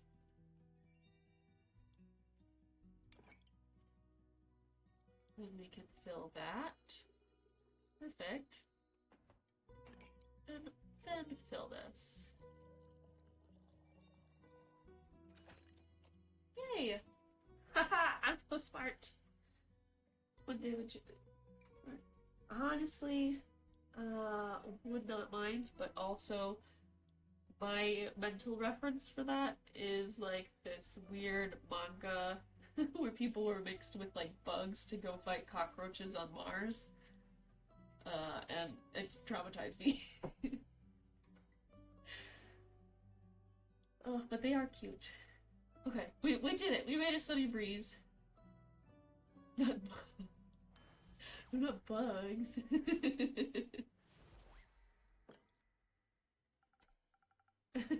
not bug-like prince. I should find it again. I'll send it to you because it's actually terrifying. I think they made it into a short anime as well. Just a few chapters, but it's pretty cool. It has like Berserk style drawings almost. Okay, politely, a drink. Did I accentuate the right notes? Oh, sure did. You should consider becoming a musician. Oh, I got nervous for a second there. Shit. I'm happy where I am now, thanks. Now, will you be polite and tell me what happened? No. Why not? I don't even know who you are. Melina, but you can call me Melly. Okay, I think it is a cat girl. No thanks. So, what else did you steal?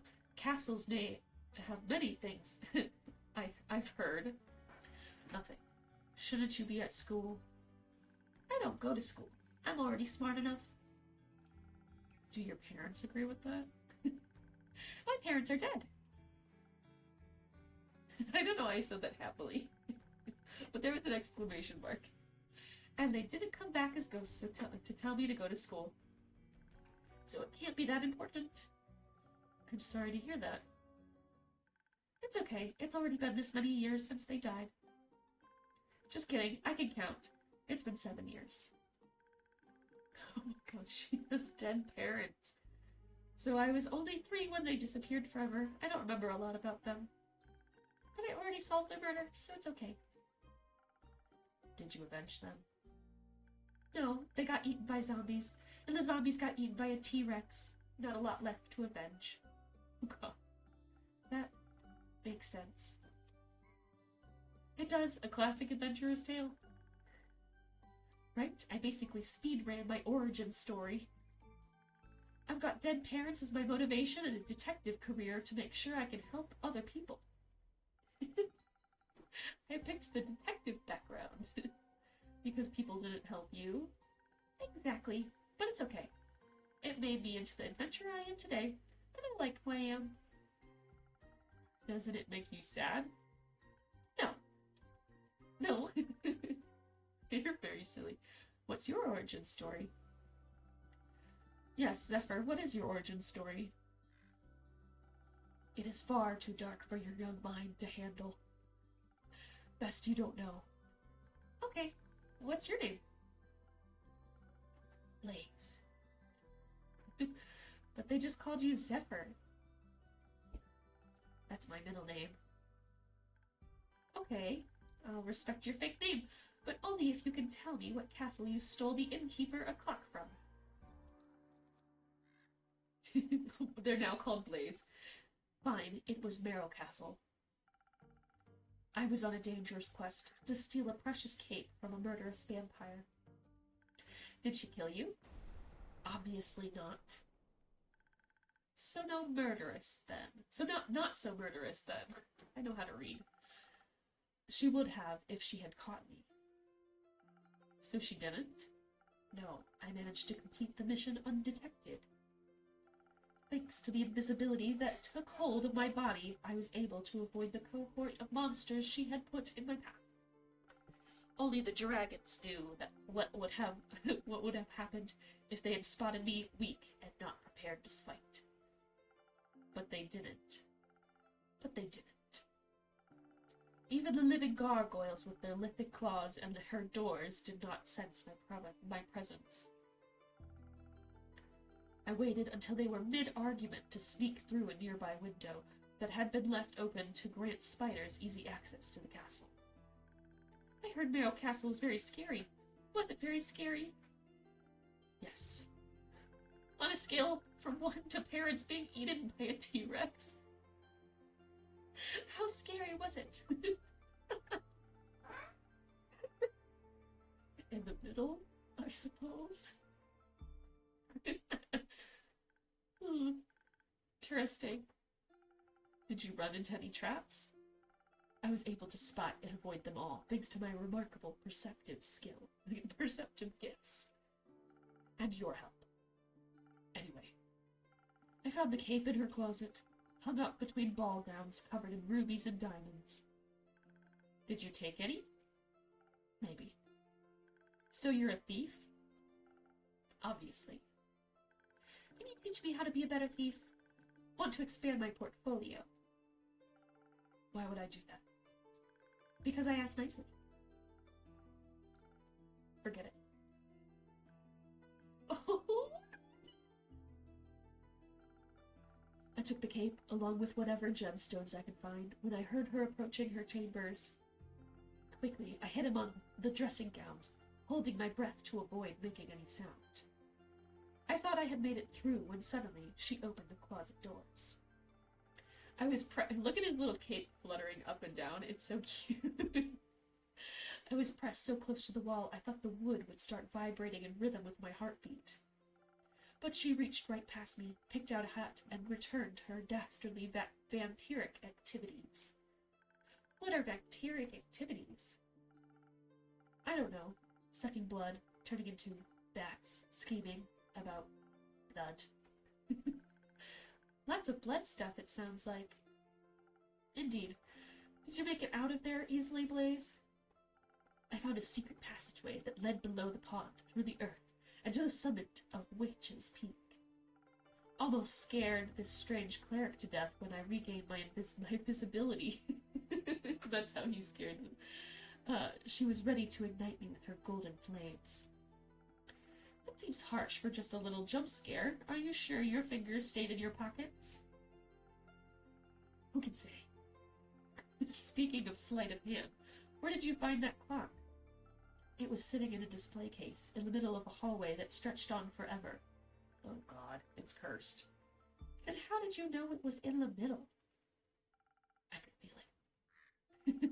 The case was locked, but with my expertise, I was able to crack it open in no time. The antique clock stood right in between a ritualistic dagger and a vial of blood. And I thought it strange that it was the only item without a tag, so I took it. A tag? She's very organized, labels everything. Why would you display a vial of blood? Shouldn't that be in her pantry? Its label described it as blood from the very first vampire, Mike. The very first vampire. His name is Mike. Mike? Mike. Judging by its position next to such a priceless item, the clock must be worth a fortune. In that case, thank you again. It will look great in my tavern. Indeed. Oh, he looks so happy. His little blue blush is so cute. Oh.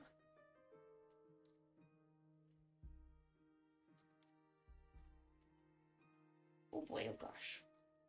It sounds like you could have been in a lot of trouble if you got caught. But I wasn't. Thanks to the innkeeper's drink, I not only survived, but I also avoided the horror's wrath entirely. Sounds like a tasty drink. I would hope so. It seems like the quest was completed successfully. Thank you, Blaze. You did a good job. Oh, and Kyle just left, so we can't even give it to him. I'm lucky I survived once more. It's a miracle I made it past so many monstrous creatures without being harmed. Did you think you might die? When you took the quest, I mean. It's always a possibility. I'm like reading him like like one of those like Redditors. Or if you guys have seen Smosh, the Supreme, one of the characters from that. Oh my god. Then why would you go? Death is inevitable. Such is life. Huh. At least you have your cape now. It's not mine. It belongs to another vampire. Another vampire? Yes. It was stolen from him in a lover's quarrel. The clutches of love always ended cruel tragedy. I'm making him such dork, and it brings me so much joy. But the comedy it takes to get there is worth the ride. Only for those willing to suffer. Aren't we all? Speaking of suffering, I'm sure Kyle, that's the long-suffering, very comedic vampire, Melly would love his cape back. Melly, I'm not reading this correctly at all. Speaking of suffering, I'm sure Kyle, that's the long-suffering, very comedic vampire Melly, would love his cape back. There we go. Could I extend the quest to include a speedy delivery? After the day I've had? You've done enough hiding for one day, don't you think?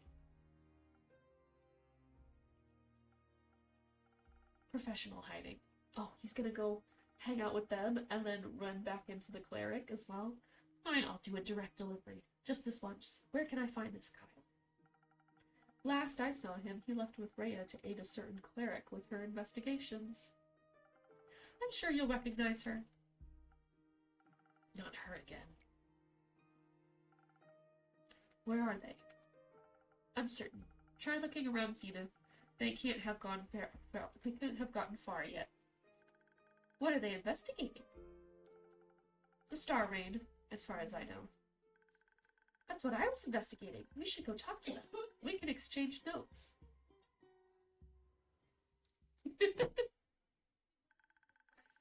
I already drew a map of all the impact sites in Zenith. Maybe they can help extend it further, or even find a culprit of this curious incident. I love living in a noisy household.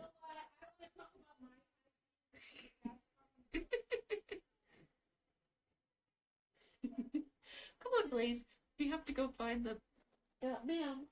Thank you. Come on, Blaze. We have to go find them. For your cape and for my notes.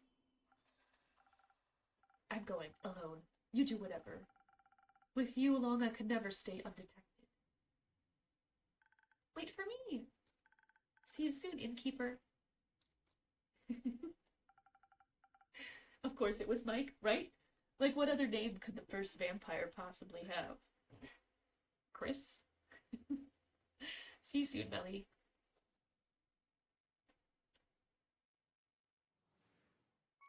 We're feeding Andu. And we're sweeping the floors. And we are turning out the lights. That's me, Chris the vampire. Exactly. Alright, tidy lefty loosey Gary Busey. I think that's what we're gonna call it for today. We got pretty far. We're doing pretty good, I think. We will continue tomorrow at the same time. Probably go for the same length of time. And then Thursday, we're playing American Truck Simulator to celebrate my my 1 year anniversary of being unemployed after working in the freight industry for almost 5 years. So if you are ever curious about how trucks work, or how being a trucker works, or how getting your Amazon deliveries on time actually functions, I will be spilling some freight brokerage secrets. Well, they're not secrets if you're actually in the industry. I'm so glad you had a good time. I absolutely love this game. I really do. Coffee Talk is amazing.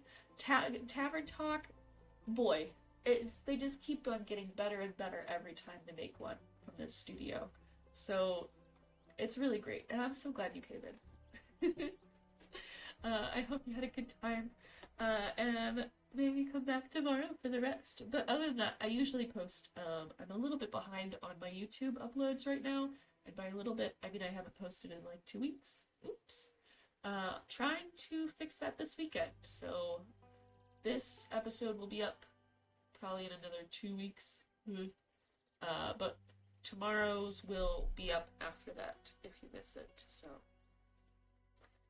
maybe I'll try and get them out a bit sooner for this specifically. But anyway, that's all I have. I'm looking forward to Thursday a lot. But you guys have... Yes, do it! Join my 5 subscribers on YouTube. I don't even think I have 5. I think I have like 2. But it is very fun. All of my first year of Stardew is on there right now. That was very enjoyable editing. I'm so glad. Thank you for coming. That's such a good time. And it might have been a solicitor, but we did get another follower. So thank you for Juniper Mila for coming in and requesting that I follow you back on Twitter for unknown and specified reasons. Cool. I wish Twitter bots weren't a thing. And hello, Slugcat. I hope you have a good night as well. If you guys stick around, I'm gonna check if we can raid somebody. But if not, if we're feeling kind of out of it today, we can hold off on the raiding. But I think, I'm trying to figure out which of the people, because I know it's like kind of a thing where you find random people. Oh, Cozy Stardew is doing theirs. Let's do that. Hell yeah. We all know Cozy.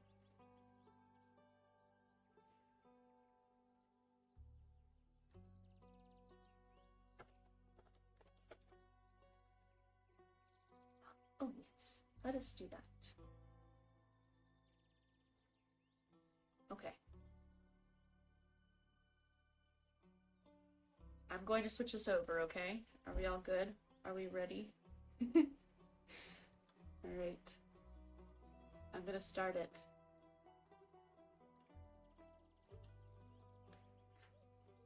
But I will see you guys next week, and I hope you have, not next week, tomorrow. I hope you guys have a good day. Either way. Alright. Let's go!